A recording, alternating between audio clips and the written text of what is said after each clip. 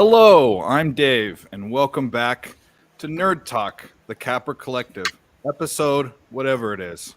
Can't see it in the background. It's 20 something, early 20, 21, 22.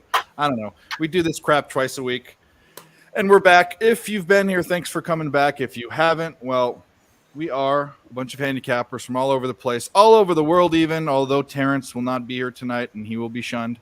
But, anyways, we're from all over the place, all different sports, all different styles of capping, and we would cap things behind the scenes and on StreamYard and DMs, and we said, well, why not just cap it out in front of everyone and hang out, but mostly, win some money, which we did. We had a good week last week. We won 2.5-ish units. You can go on my page. I posted on Twitter. Originally, I didn't want to keep track, but I think it's good to show people that, you're doing well, and I don't put people's names on it. This is a collective. We all do that on our own pages anyways, but, the more heads, the better. And we're here. And when we do this, we got to have two of my favorite nerds. We got Marley and Nick. How you guys doing? Meh. Tonight's not off to a good start. Yeah, I'm all right. We'll see. It's still pending. But yeah, I kind of echo the same sentiments. Yeah. Yeah, I don't quite know. I mean, we'll talk about what we got. I need this Hampton James Madison game to slow down a little bit. I have the under in that. This Knicks game's not going well at all. Brooklyn looks like they should, which would be the case when I decide to bet them at home because they haven't covered, or they covered 5. They've covered once out of 6 games. I bet both the spread and the money line. Bowling Green, Kent State's going well for me, not for you guys. I had the under. Yeah, Bowling Green didn't like. Yeah, Falcons ain't doing anything. I don't think they knew they had a game tonight. So. Yeah, I'm telling you, the unders are hot when they play. I mean, they just don't score points. It's just they're not a good team and they don't score points, which is weird for a MAC team. Yeah, very strange for a MAC team. And anyways, what else am I on? I'm on crushing the NBA, over. though. What was that? I'm crushing NBA right now. Though. Well, what do you got? I am on the Jazz +4. I think I got that. Pelicans money line, and I am also on the. I will be on the Clippers, I believe. I think I'm going to take that, and I'm also on the Cavs right now. Those are the 2 later games, though. LA games. But as of things that are going right now, I'm on the Pelicans money line, and I am on the Jazz plus the points. Cool. What else you got, Nick? I have the Panthers, which are up 1-0, but I also have the team total over, the full game over for the Panthers, so that's not very good. I'm on the Capitals money line. It's tied 0-0 at the moment in the second. I do have the Canadiens, who look good. They're up 3-0 at I believe the end of the first. And I have the Canucks team total under 3.5 in that game as well. And then later tonight, I have the Wild team total over 3.5 and that full game over 6.5. And all my NBA is going right now. So I have the Raptors. They look like crap. The over in that Atlanta game looks fine. I have the Suns money line. I have the Bucks money line, too, that I kind of jumped on today. I got the Bucks at 5.5, and then I rebet them at -122. So I love how later in the day we found out these guys aren't playing, which is fantastic. Where Giannis gets ruled out, and the game I bet, or the side I bet, drops 3.5 points. Welcome to basketball, buddy. That's College basketball. I'm on Hampton. They are getting spread open, and I had the under in the American and Marist game. That game is soaring over the total. If there's one thing that I think we can rely on is Ooey Pooey going under the total, because I believe that game is slightly trending under at the moment. Let's see. Oh, I forgot this book doesn't have that as a live line, because why would it? But last time I saw IUPUI scored all of 4 points, so nothing new with them. It's currently 30-9. Wow, they've put up 9 points. That's impressive. I have under 131.5 in that game. Actually, it's kind of trending a little over. Of course it is. I have LSU and UMKC under 142, and that probably means this game is soaring over. Nah, it's okay. It's about right at the moment. And then I believe later in the night I have these started? No, I have Louisville at 10.5, Florida A&M plus 21.5, and the over in the Florida Gulf Coast game there. So that's kind of where I'm sitting right now.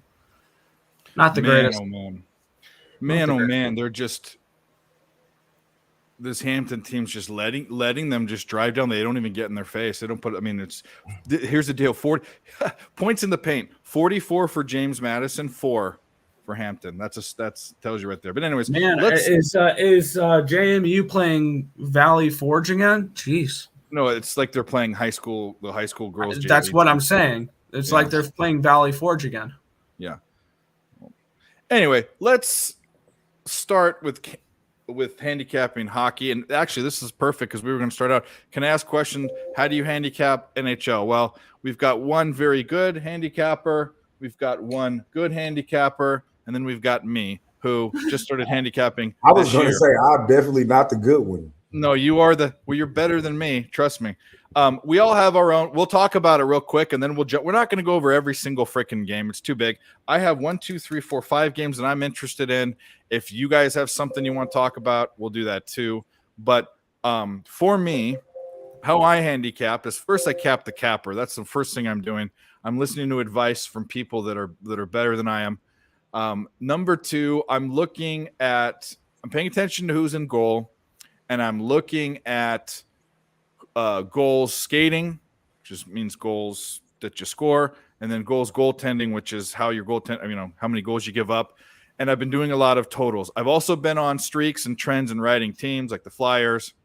And then the other, they're fucking kicking ass. And then the last thing is Terry's forcing me to bet the Wild every game. So he told me that they'd be a profitable team. I said, well, I'll bet a half unit every game. I'm down over 2 units, so 4 bets. And I'm bailing if I get to 5, which means I'll be down 10 bets. But anyways, I'll go to Nick, who's the actual handicapper. What do you do? I can probably show it off here a little bit. I'll share my screen for for one of the games for tomorrow, for one of the games for tomorrow. I'll show off what I have here. This one is for the Islanders and I'm sharing my screen, by the way. Okay. This one is for the Islanders and the Coyotes. So what I do is, this is what my model looks like. So if you log into my model, this is what you'll see. These are the teams we're looking at: Arizona and New York. These are their previous 10-game opponents.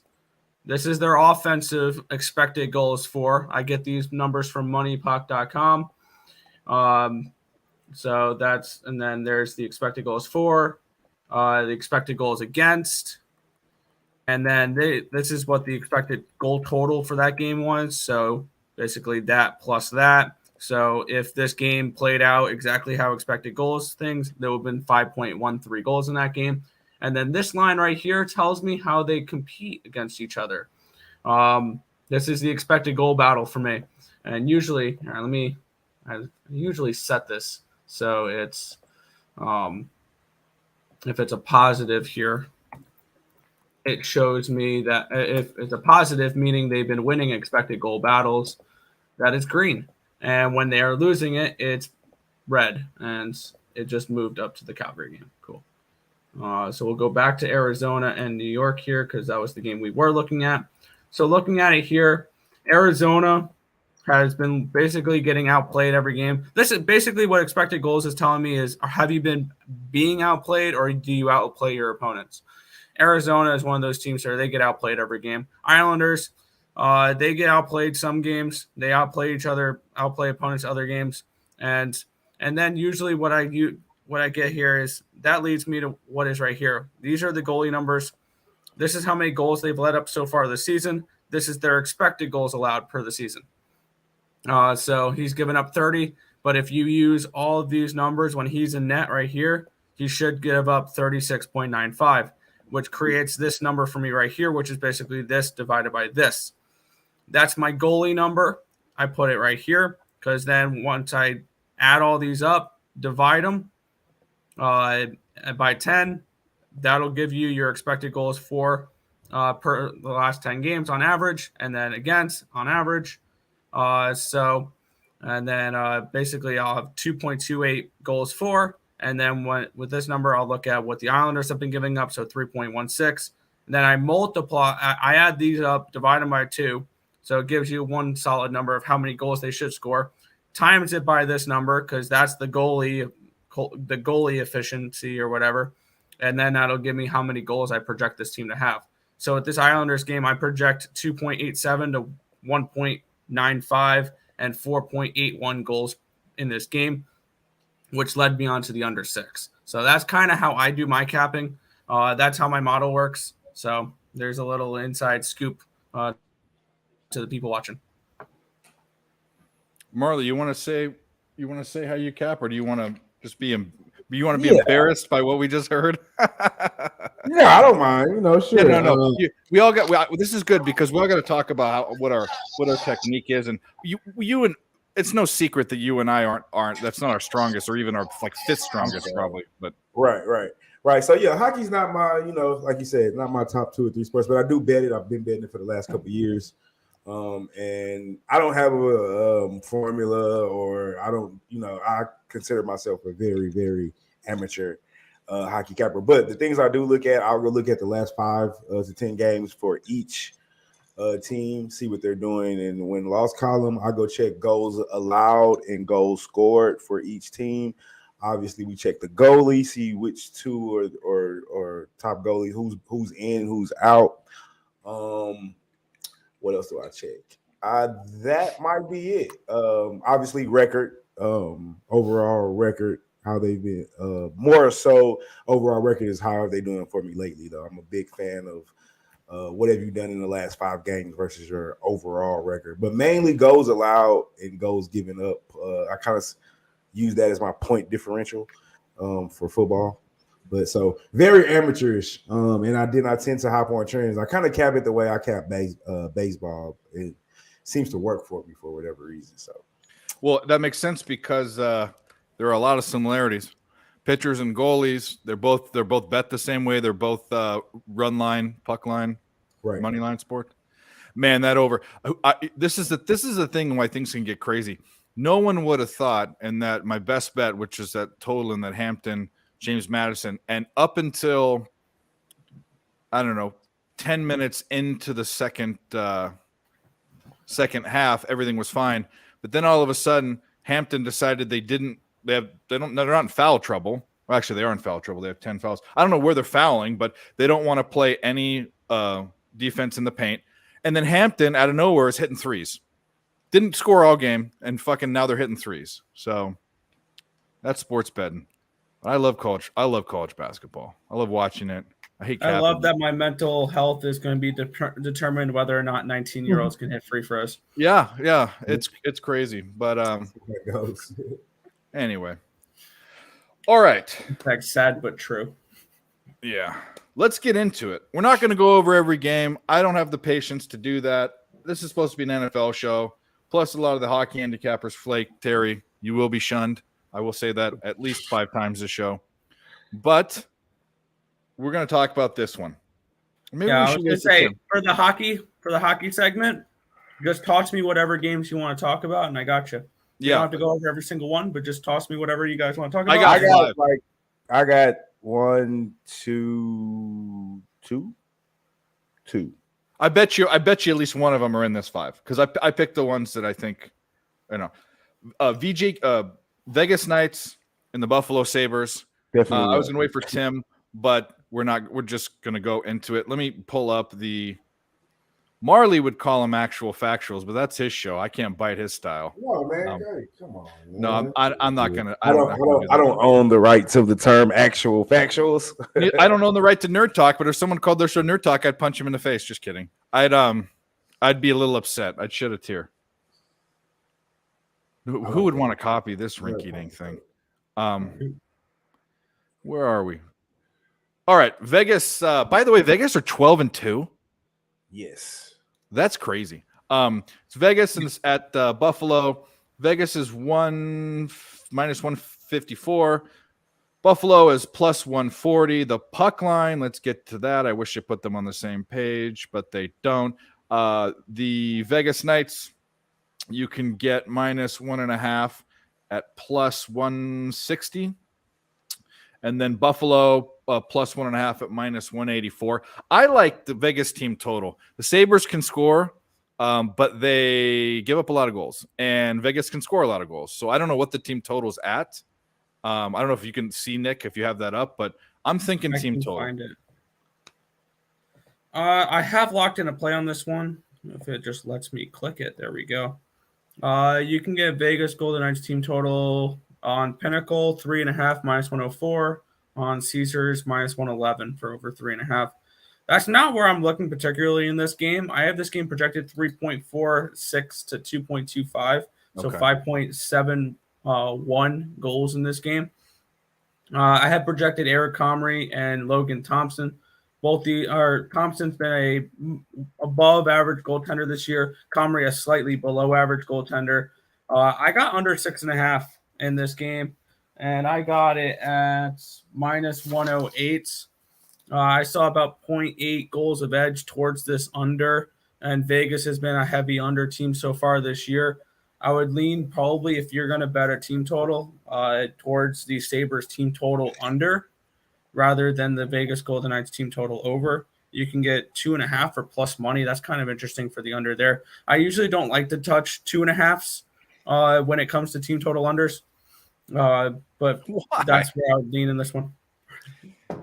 Razor says you look like you're going to kill someone. I don't know. Are you angry? He must think you're angry. He ain't angry, I don't think. Damn, Razor, why I look like that? I know. He's them fighting words. So I also kind of thought the same thing, but I said to myself, if I like the Vegas Knights team total over and the Buffalo team total under, why don't I like the puck line? Yeah. I'm not trying to hate the puck line. I have them I have Vegas projected to win by 1.2 goals. Yeah. So. Yep. Marley, do you like anything? You like anything? Yeah, no, that's one of my games. I've actually been heavy on Golden Knights. Like you said, they're 12-2. I've been rocking with them a lot. They're not a good puck line team. Seems like a lot of their games to me are one goal games. 4 out of the last 5 actually have been 1-goal games. I do route them on the money line a lot. It's normally like minus 150. I've been up lately, so you know when you're up, I don't give a shit. I just take it. Shout out Marley, coach and gig. Hey, we're 1 game away from the Super Bowl. Big game Saturday. Oh yeah, I didn't even ask you. How are you guys doing? We're good. We're good. We actually lost 1 game. We went 7-1. And Saturday. No good. I know, man. Fucking, I was pissed. Anyway, last 2 games we've been in the playoff. We was like 27-0, 31-0. We win this Saturday. We go to the Super Bowl. So it's gonna be good. It's gonna be good. Anyway, back to Vegas though. Appreciate that, Razor. Stafford Cobras, go Cobras. I'm with you guys though. I like the under here, 6.5. I'm definitely going to bet it. Like my man said over here, Vegas has been a heavy under team. Like I said, this is one of the teams I have been following. And unders and money line is like what I've been riding with. So they're on a 5-game win streak. I'm gonna keep that going. Buffalo's on a 3-game losing streak. I don't know if they're as good as their record suggests. I know they started kind of hot, but I'm not, like I said, I'm not the biggest hockey guy, so I don't know how good they were projected to be. But I like Vegas here. I think they're playing like one of the better teams in the NHL this year anyway, and they've been consistent over the last couple of years. I don't think they were projected as well as they're doing right now. The Sabres? No, or the Knights. The Knights. I was Oh, the actually. Sabres definitely. The Sabres. Oh yeah, the definitely. Sabres. I'm decent on the Sabres. I don't mind them. I have them over. I think 77.5 points as a future I gave out. I'm a little bit more invested in the futures market when it comes to the Vegas Golden Knights because I gave them out to win the Pacific, to win the conference, and to win the Cup this year. I was super high on the Vegas Golden Knights coming into this game, coming into this series, season. There we go. Higher than most. Because one thing I did notice with this team is they came a couple points out of the playoffs last year with Stone missing half the year, with Martinez missing a lot of time, with Pietrangelo missing a lot of time, Pasquaretti missing a lot of time. A lot of their big players missed a lot of time last year. And if they could stay healthy, especially now that they have Jack Eichel, who's looked like an MVP so far this season, it looked really good. Flyers are off to a great start. Yeah, and, that's next game. We're gonna talk about They, that one. they've been a just team fucking I've been win. heavily invested in. So yes, Yeah. I agree. we don't have locks here. The only No, locks yeah, we that's a have bad are word. Car doors. The only words we talk about that end in OCKS are Cox. Yes. We put that after when we win. We pick the team name and then we put cock after. Well, it. usually that's an underdog win. Like we had a couple really nice one. Yeah. We had what we All had right, I'm not fighting. familiar with all We had, this content. we had Irish No, Cobb. that's all good. It's borderline. It's borderline. You know, Tomorrow we're gonna have Fruitcake. Blackhawks cock. So when they win outright, but I'm not that's having no cup. Yep. So we'll get right to it then. We'll just go to that game. Philadelphia and to touch on Razor there, if Philly's going to be good, God damn it, I'm going to get paid for it because I don't want to see Philly be good. yeah. He's Razor. You're from that area, right? I think he's from the Philly area, somewhere around there, Delaware, Philly, somewhere. Anyway, doesn't matter. Well, the Houston Astros tapped up them Phillies though, but I know that's a different Phillies. Yeah.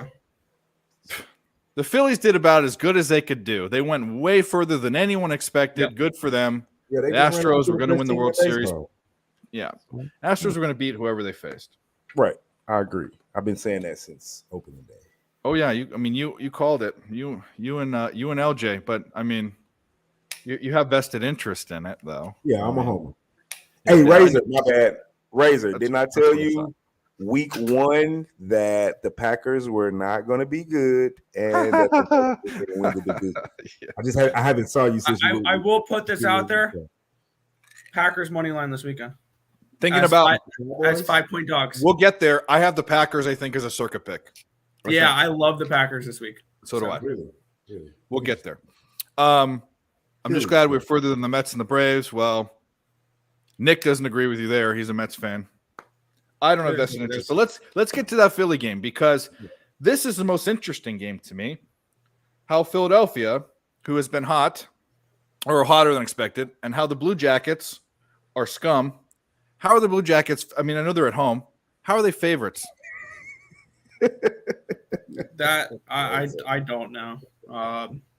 That's definitely something that puzzles me. This line is not currently available to me at the moment. I'm going Really? to get involved with the Flyers in this game in some way, shape, or form. That or the under. Until proven otherwise, I'm going to back Carter Hart for unders. Plus I have 125. Hey, can I Plus ask the question? 125. Can I ask the question? Because Yeah. I don't be knowing how to find this. How do you know which goalie is in for the night? I project goalies based on like if they've had a couple days off or something along those lines. Expect the starter. It's Right. not often you see. Some teams are more difficult to predict than others, but if you have a team that's the obvious number one, it's going to be them unless it's a back-to-back. Like Okay. with Philly, I think the only time you're not going to see Carter Hart is on a back-to-back, something along those lines. But some like a teams are a little day- bit tricky with that. My bad. So like a day's rest, because I'm asking because I'm on Philly, by the way. But I was on Philly last night, and I think they were underdogs again last night, if I'm not mistaken. They were plus 115. But there are websites you can go to. RotoWire's one. I to tell you the truth, I usually am not betting hockey until I talk to these guys, so they'll tell me Right. who's in or who's out.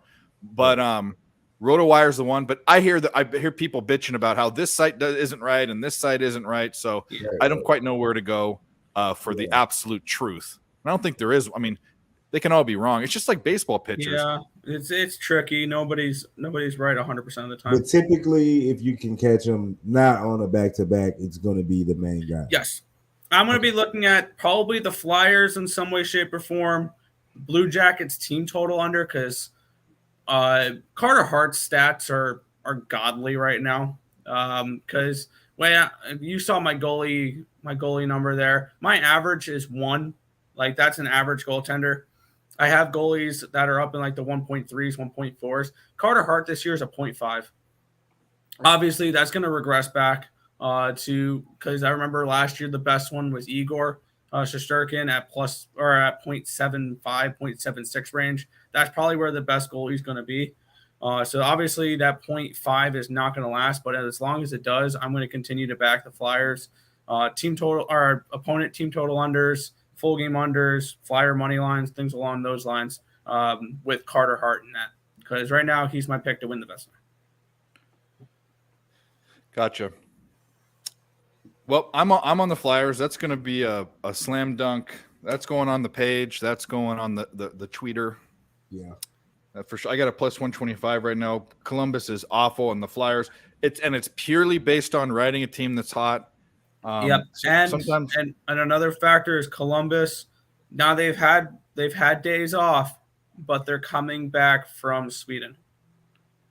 Do we know why Finland. the line is what it is? Finland, do we have any idea why the line is what it is? I mean, we're all on the Flyers here. Back to back.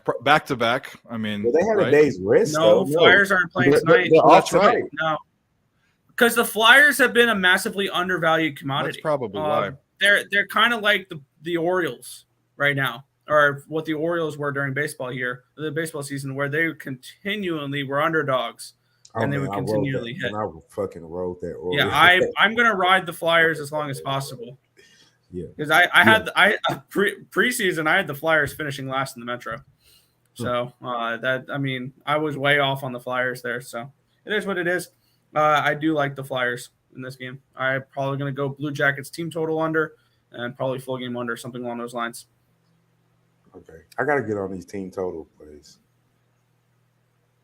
Team totals are where I specialize in, kind of. I think I want to ride with you on that Minnesota tonight. It's still at 3.5. I just checked it. Especially since Minnesota's been shut out in back-to-back games too, and now they're facing one of the worst defensive teams in hockey. So this is a get-right spot for them as well. They're going to drop 4-5 on them. And last night, this is the second half of a back-to-back for the Flyers. Last night, their star Kirill Kaprizov was ejected for a play that, once they reviewed it through the league, should not have been an ejectable offense. He did get a fine for it, but I expect him to come out pissed. And I sprinkled $2 on a hat trick for Kirill Kaprizov at 29-1. So I took a shot with that as well. But I think this is a game where the Wild score 5 tonight. Should we take the puck line? The only thing I'm worried about is it's Gustafsson in net for the Wild. That's why I went team total rather than money line or puck line, because I don't trust Gustafsson in net. And I think the Ducks can put up a couple goals tonight. I do have them projected for 3.88. That's why I like the over more than anything in this game. So, and Over if you're 6.5, yeah. And I kind of want to see what the line for this one is, because it's 6.5 pick 'em basically. I'm currently looking at a 6.5 minus 110. Yeah, and that's kind of interested here. Maybe try to mess around with this one a little bit. Maybe sprinkle a little bit on over 7.5, 8.5, and 9.5 alternative lines, because I think this could be an absolute shootout tonight. I have that option. Alternative. I'm gonna go ahead and put half units on. Do I want to? I'm not going to, but that's kind of an interesting look there, because I do have this game projected for 8 goals. So over 7.5 plus 200 is interesting. Over 8.5 plus 325, and over 9.5 is plus 650. I think this can be an absolute shootout, because on second half of back-to-backs, you can also expect the Wild not to be there 100% defensively potentially as well. Yeah, I was forced to bet the Wild. As we know, I have no faith in them. Zero faith in them. But whatever. Kaprizov, Caprese, whatever the hell that guy's name is. I hear too much about him, and he doesn't do enough for me. And their goalie's name is Flower. So He's been better as of late, but the Wild have definitely played weaker competition as of late. Yeah. Anyways, okay, so we like Philly in some way. I'm on the money line. I'm on the money line. I'm on the money line as well. Might even be one of my plays I give at the end of the day. Someone will give that one, I'm sure. All right, next game I thought was interesting. No one might be on, but it's just because they've sucked ass so much. And that I'm talking about the Blues. They're playing San Jose, and San Jose is not a great team, but for plus 145 against a team that's, I mean, what do you think about that, Nick? Because I mean, San Jose is not a good team, but the Blues have been a almost auto fade. Yeah, this is one game that I'm frustrated with what I did bet because I totally missed. They already confirmed their goalie, the Sharks, tomorrow, and I had the wrong goalie when I made the bet. And when I switched out the goalies, it was a massive difference. My updated numbers, I love the Blues. Unfortunately, I'm sitting with the Sharks plus 159. Because I had Reimer in net, and it's Kakkonen. So I'm not really happy that His name is Kakkonen, and the Cabo Kakkonen, who's been pretty bad this year. 18 goals allowed and only 11.7 on expected goals allowed, which is he's actually graded as one of my worst goalies on my spreadsheet right now, 1.53-ish. So that's a really bad mark. A very limited sample size, though. I like the over more than anything in this game, especially with Kakkonen in net. And Binnington has not been great, but he's been better as of late. Did I type in those numbers right? Actually, he's 21 point.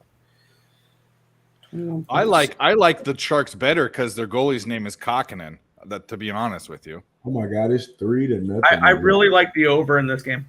3 over what, Marley? Pittsburgh and Washington in a second. Who's winning? Pittsburgh. Wow, Yeah, they're coming back. That's not fun. They'll be back. Anyway, what were you saying, Nick? Yeah, I like the over in this game as well more than anything. I have this game projected for 8.65 goals. Oh, wow. So I got over 6 in this game at minus 107. I'm well look probably towards the Sharks team total over because you're going to get that actually at a really nice price. And I have them projected for 3.95 goals. So this is a spot here where I'm going to be I'm on the Sharks money line.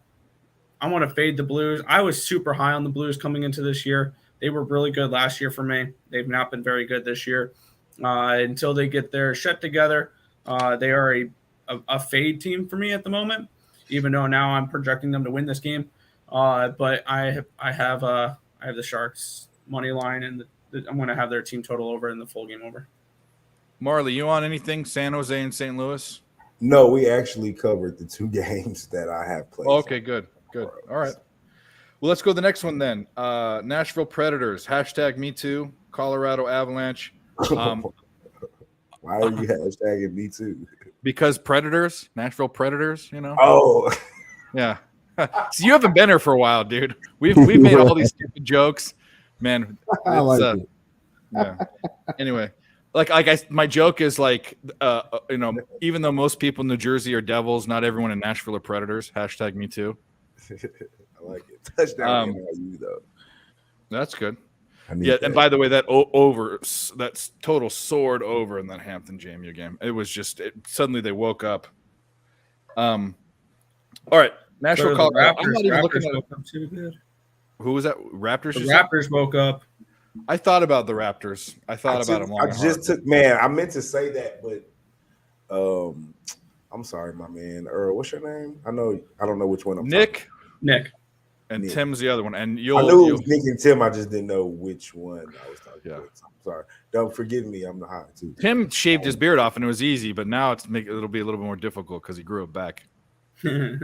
Yeah, Nick was. I didn't want to interrupt Nick, but I took Atlanta second half and the Raptors second half. There you go. Yeah, minus. The Raptors were -5, and the Hawks were -4.5. I kind of went up, but I know I'm on the Jazz +4 too for the game. So I'm trying to. Oh, that's that's a good way to hedge yourself. So I hedged myself on the second half, right? Cool. Well, Nashville, Colorado. I don't have a side. I don't have a side in the play. I mean, as far as like a money line or a puck line bet, but Nashville, even though they have Saros is their goalie, right? Yeah, He's got supposed to lit be. up. He's not playing up to his standard potential, and the Avalanche are still scoring goals. So I wanted to look at their team total. If you've got it up on Pinnacle, but that's what I'm thinking. Yeah, I can look up this team total for you here. Yeah, buddy, we're gonna talk about that right after this. We're gonna do a little college basketball, college football, and then we're gonna do NFL, the whole card. But it's coming I have 3.5 on Pinnacle. It's around -124. On Caesars, it's -137. Shop around. Yeah. You'll probably find it in the 130s. Is my guess. -124 on Pinnacle. Yes. Yeah. Oh my god! Come on, I need the Knicks. What do you have a play in this game, Nick? No, it's a slight lean towards an under for me. I have this game projected 3.55 to 2.49. So I have this game at a 6.04. So it's a slight lean towards that. Georgiev has been above average so far this year, and Saros has been below average. Saros just got lit up in his last start. I would lean under, maybe first period under. Because if Saros is in net, I'm gonna bet on him. I would bet on him to have a little bit of a bounce back performance here with the under. But this is not a spot I'm particularly looking to go after. And similar to the Blue Jackets, the Avalanche are coming back from Finland as well because they played the Blue Jackets in Finland. So I lean under in this game more than anything else. But this is not one I got to.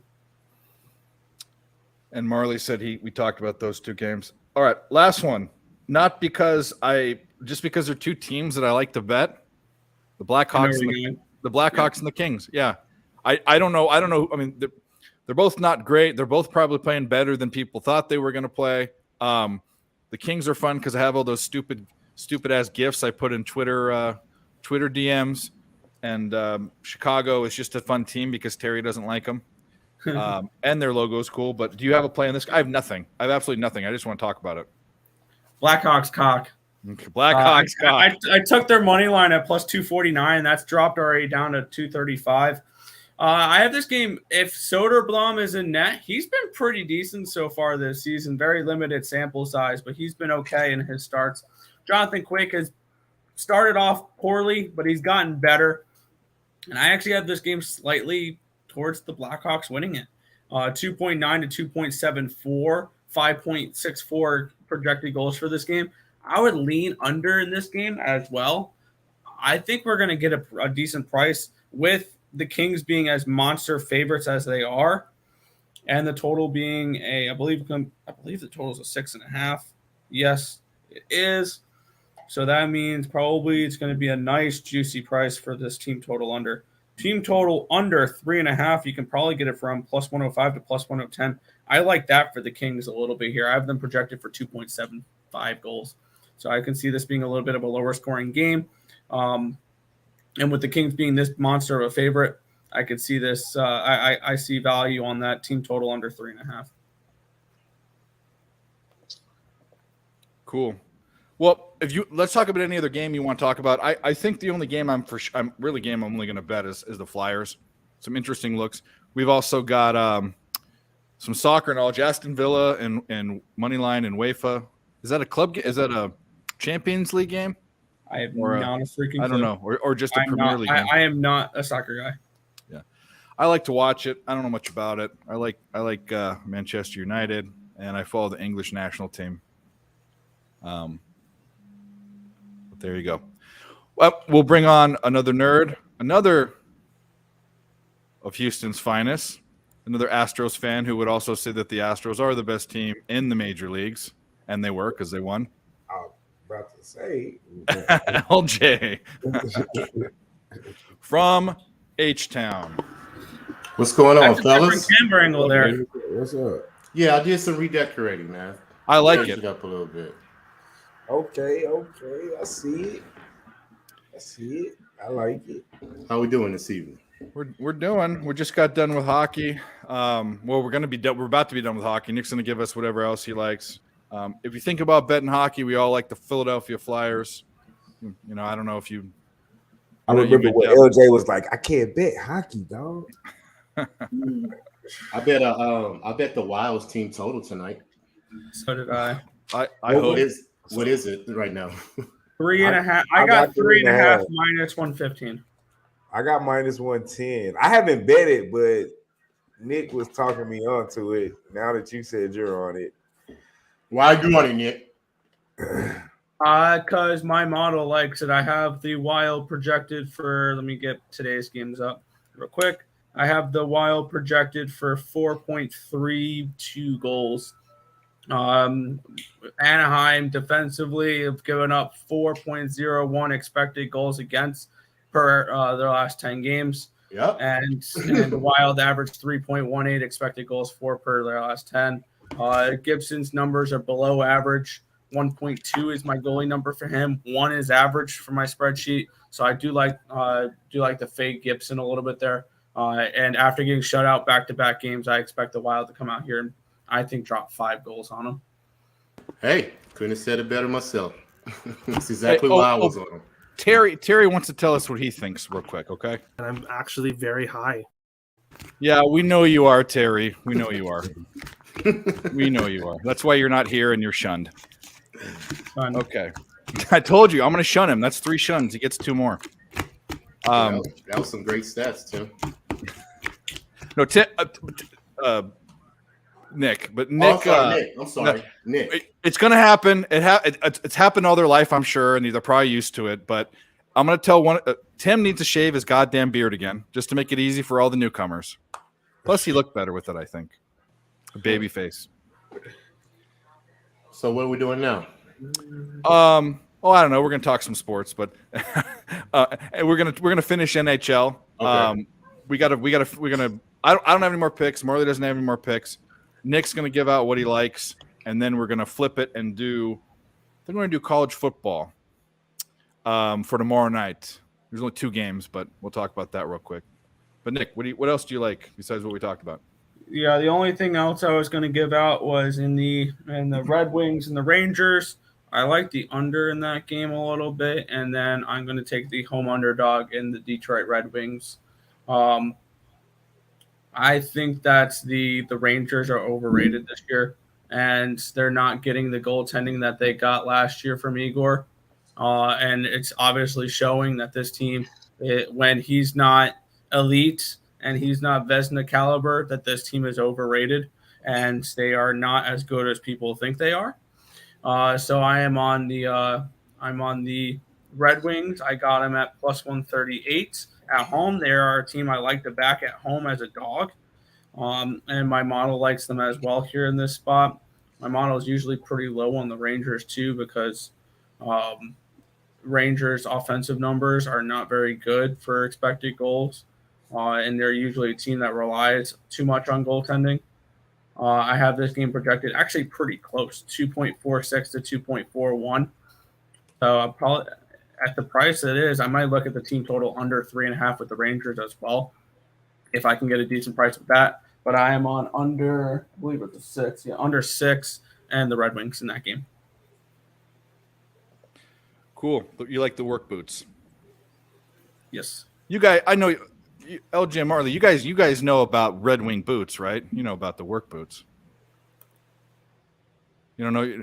They're like the boots construction guys wear. There's a brand called Red Wing. I mean, maybe not in your neck of the woods, but they've got stores and stuff. Anyways, I call the Red Wings boots because I asked a couple people that are from Detroit, what's a Red Wing? And they can't even tell me what it is. They don't even know where that came from or what it is. So I call them the work boots because that's the only thing that I know that's Detroit work boots. So they don't deserve to say Red Wings. They don't get a team name. They don't fucking know why their team's named the Red Wings. He goes, Lenny goes, it's a wing. It's a wing on the tire. Whatever. Lenny. That's funny. I like that. Is Lenny back from Detroit? Yes, he is back from Detroit. Did he do Game Time Decision? Yes, he did. That jerk's not answering my DMs.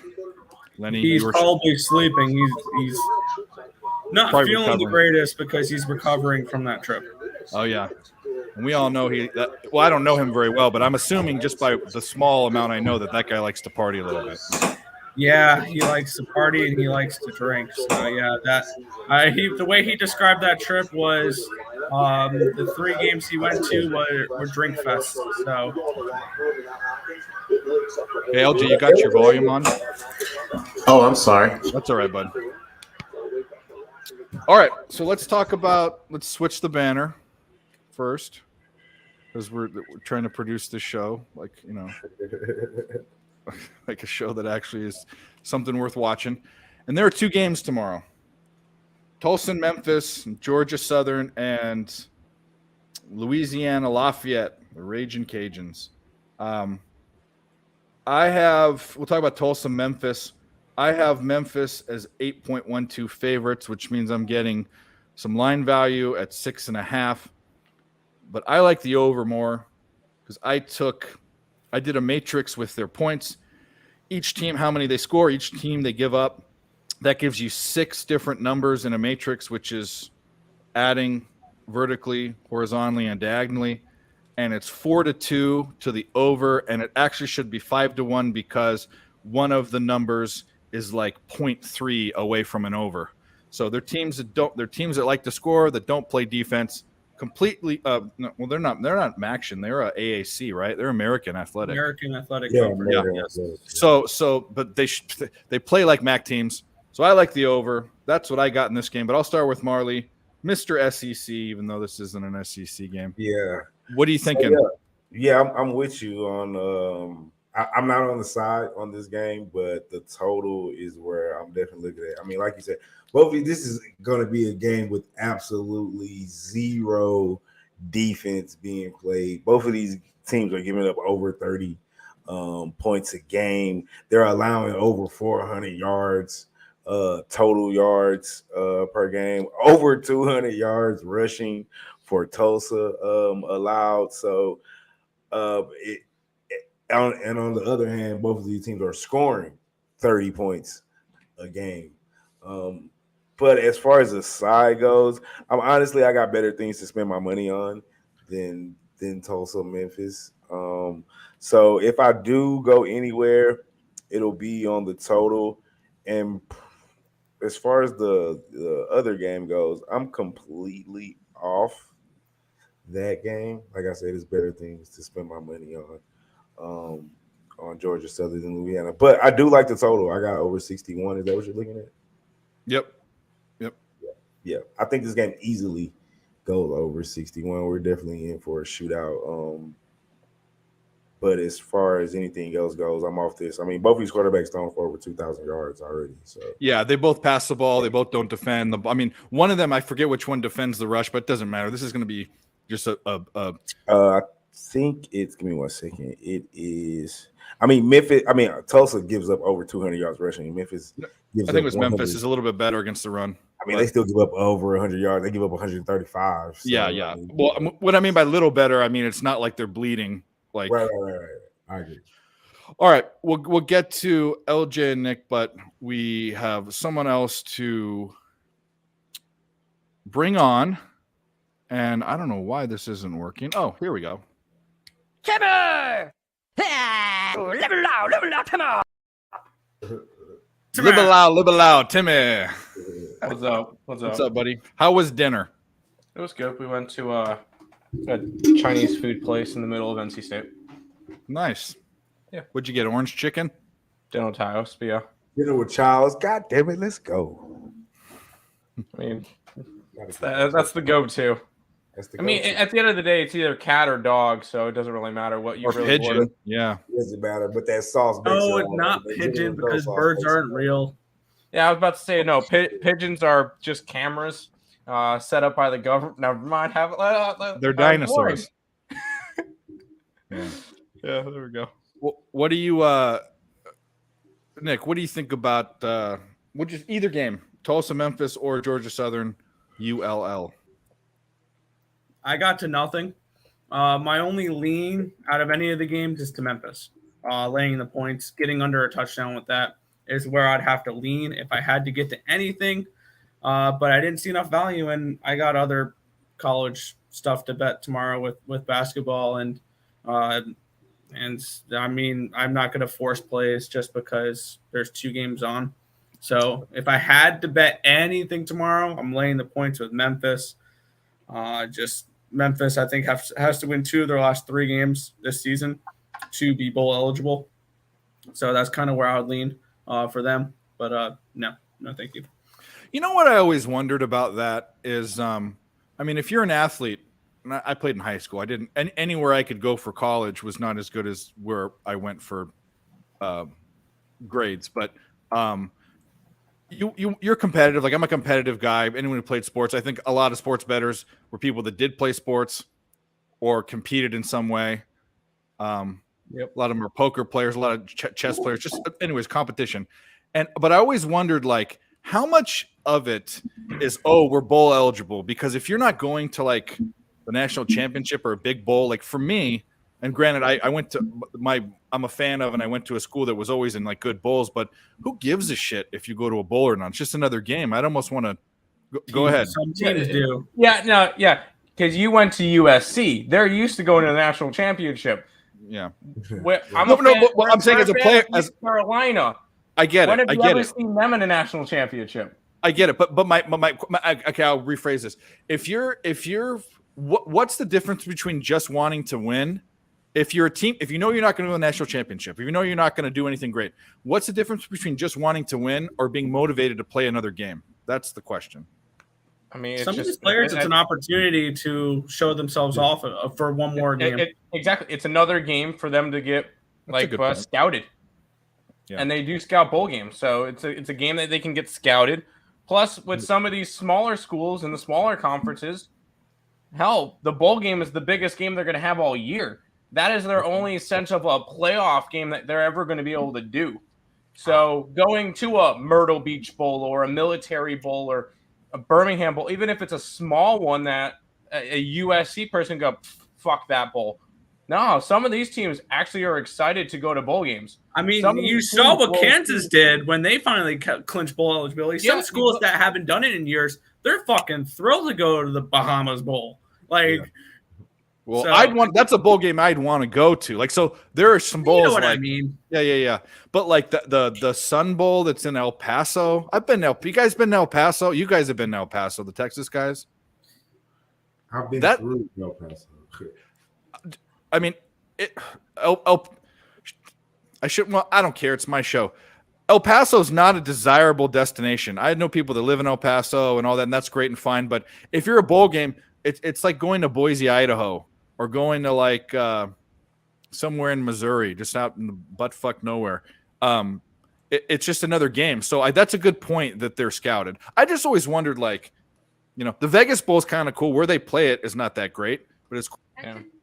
For people that have never gone. When you're an athlete, man, just to play another game is always cool. And you know what? Some of these players have like they care about what they're doing. Plus, I think most of the bowl games you get rings for anyway. Like the Outback Bowl, you'll get a ring. Like they give them prizes and they give them shits. Like I remember. They get swag. I know for like Alabama this year they'll play in whatever one of the lower bowl, like one of the New Year's Six Bowl. They'll play in a Cotton Bowl and be disappointed. They're gonna hate it. They're gonna hate it, and I love it. I love it. They're gonna play in the Cotton Bowl and be pissed off that they're there. But hell, if East Carolina makes the Military Bowl, they're gonna be excited and ready to go. So it's just like it's just the difference between the colleges. It's just the same deal with basketball. If you look at it, certain as a team like Kentucky will sit there. Fuck, we got a number 2. We only got a 2 seed in the bracket. We suck. Meanwhile, you get butt fuck nowhere in like Longwood celebrating a 16 seed. Yeah. Like, the dance is different. The dance is different than like a shitty bowl game. Yeah, I don't know. But it's just the point of the philosophy. No, because Longwood, when they're celebrating a 16 seed, they have an opportunity. Granted, not a very likely one. They have an opportunity to win a national championship. Yeah, I think that there's nothing. There's the best playoffs in any sport is the big big. Yeah, 100%. It's not even close. It's just a thought process on the school. No, there is no sport. You think the Stanley Cup playoffs or anything like March Madness? No. Absolutely. You're crazy. I think no. I still think March Madness is the You best. have 64 66 teams. You have all all these people that are dumped into one bowl, and any one of them can win. Anyone Correct. technically. Can I don't win. know. Anyway, we need to go back to college football. Tim, Yes. what do you think about the games tomorrow? Tulsa, Memphis, Georgia Southern, Louisiana Lafayette. I have college basketball to bet. I don't care about those. All ones. right, that's fine. Well, I honestly, at this point in this year, we're forced to, because all the sports are active right now. We're forced to have to set certain sports on the back burner. Yep. And a normal Saturday when we have 19 to 20 college football plays, we're dialing it back down to 7. Like we're bringing it down a little bit because college basketball we're gonna have 25 to 30. Yeah. Like I'd rather bet college basketball and have a little bit more of an edge on that sport than to bet college football right now. So when it comes to it, if I don't need to force a play, like today we kind of forced the play. We went with Bowling Green and they're getting blown the fuck out. So I'm not. When I know that we're going to be able to make money in college basketball, I do not feel the need that I have to go and bet college football. I got That's you. just me. I'm the same way. I make more money. It's the sports I like to watch the most. Well, I wouldn't say that. Football, NFL football is my favorite thing to watch. It's my least profitable just because of the edges. Fair. And Yeah. baseball is college basketball. I like to watch. It's my most profitable. But like baseball is like a thing where when that's in the mix with other sports, I have to focus on it even though I don't want to, because that makes me more money. There's more edges in baseball than any football, period, college or there just is. Correct. But LJ, you got anything for? I know you're not a huge college football guy. Anything for tomorrow? I didn't think so. We'll move on quickly because we're gonna get to NFL. But we'll do call. I didn't index anything. The thing I have to do after the show is index college basketball. Yeah. And there are basketball plays. quite a few. You do have them? I do not. I'm not Okay. even. I have one love play. it. College basketball is one of my favorite sports to bet, but I normally chill the first couple of days. Yeah. I haven't indexed anything, so I'm just going to say that Omaha,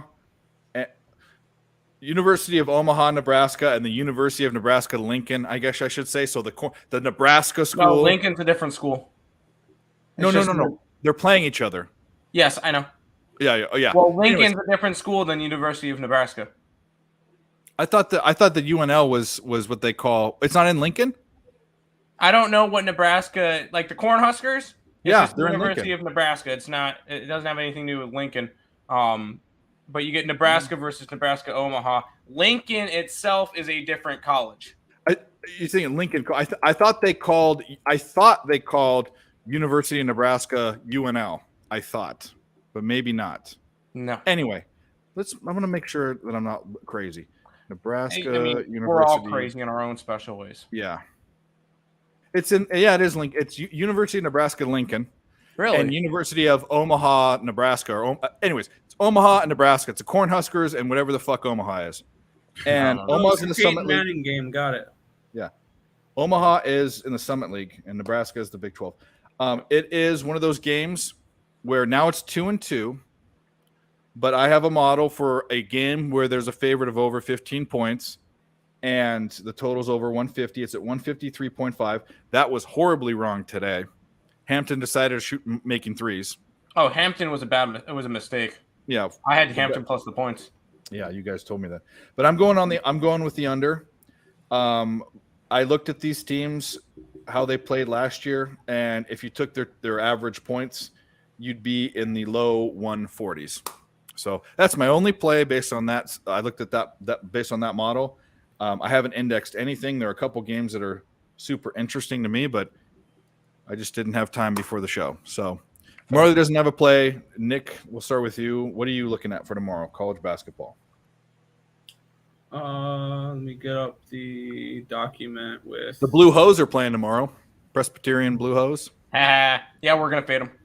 And- I have all the yeah. numbers Yeah, here. Tim and I cap together, so Tim does all the speaking. Oh, by the way, before you get into it, so we were talking about all the funny names for colleges, right?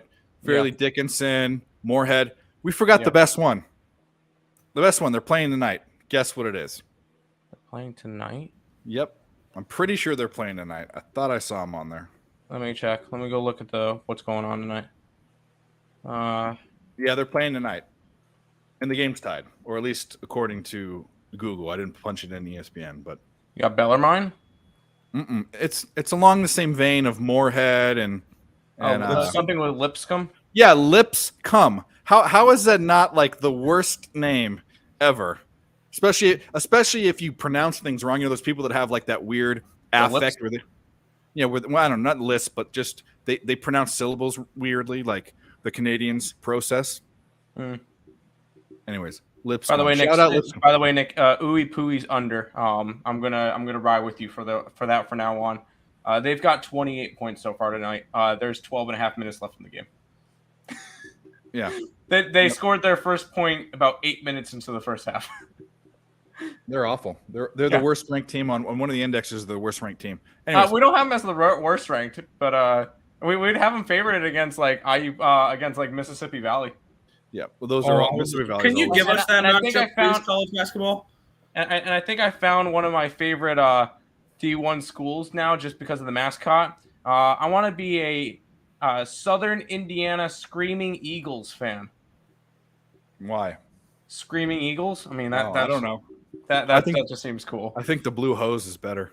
I like Blue Hose. I'm not going to argue with Blue Hose. Yeah. Didn't Deion Sanders go to Mississippi Valley State? No, Deion Sanders went to Florida State. Jackson State. Florida State. Why am I thinking? He's a coach at Jackson State. That's what I'm thinking about. No, he Jerry went to Florida Rice. State. Jerry Rice went to Mississippi Valley State. I think so. Someone went there, and I can't remember who it was. But anyway, we'll look it up. I think it's Jerry Rice. But Nick, get your college plays in because we got to get to Yeah. NFL. I'll talk real quick. Yeah, Tim and I cap it all together. So Yeah, we cap it all together. I got 6 plays just in sides. I haven't capped totals yet. Going Appalachian -4 and a hook. We have it at 8.5 as our numbers. Where all it is we're indexing because there's too many games to really dive into each team individually. I don't care. I go by numbers. So App State -4.5, Columbia +6.5. We have it at a 1.5 point for UMass. So we see value there. Who's Columbia playing again? UMass Lowell. Oh, UMass Lowell. That's right. Yep. I got them Sorry. there. We're taking the Citadel against the Blue Hose, just You love because. No, I'm kidding. -2.5. We got it at 6.5 as our numbers. We're taking Brown to beat the toothpaste of Colgate. Taking Brown +5.5. We're taking the other UMass plus the one against Towson. And then one of the later games, we're taking San Francisco -13 and a hook. We have it at 18.5, and that's against Cal Poly's SLO. I was So already all looking it at is that indexing. game.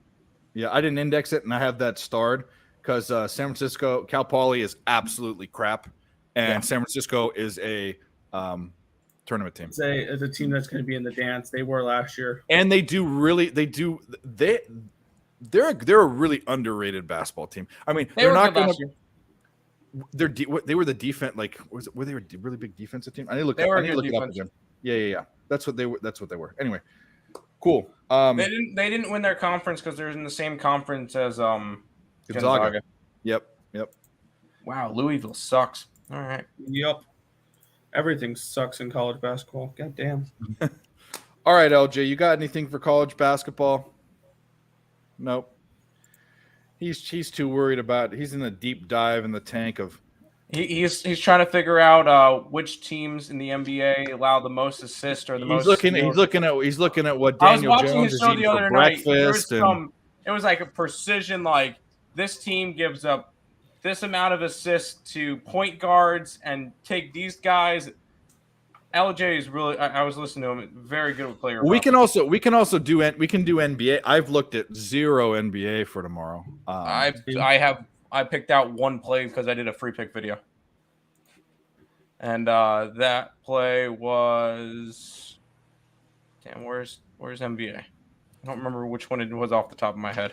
I bet the Wizards Why?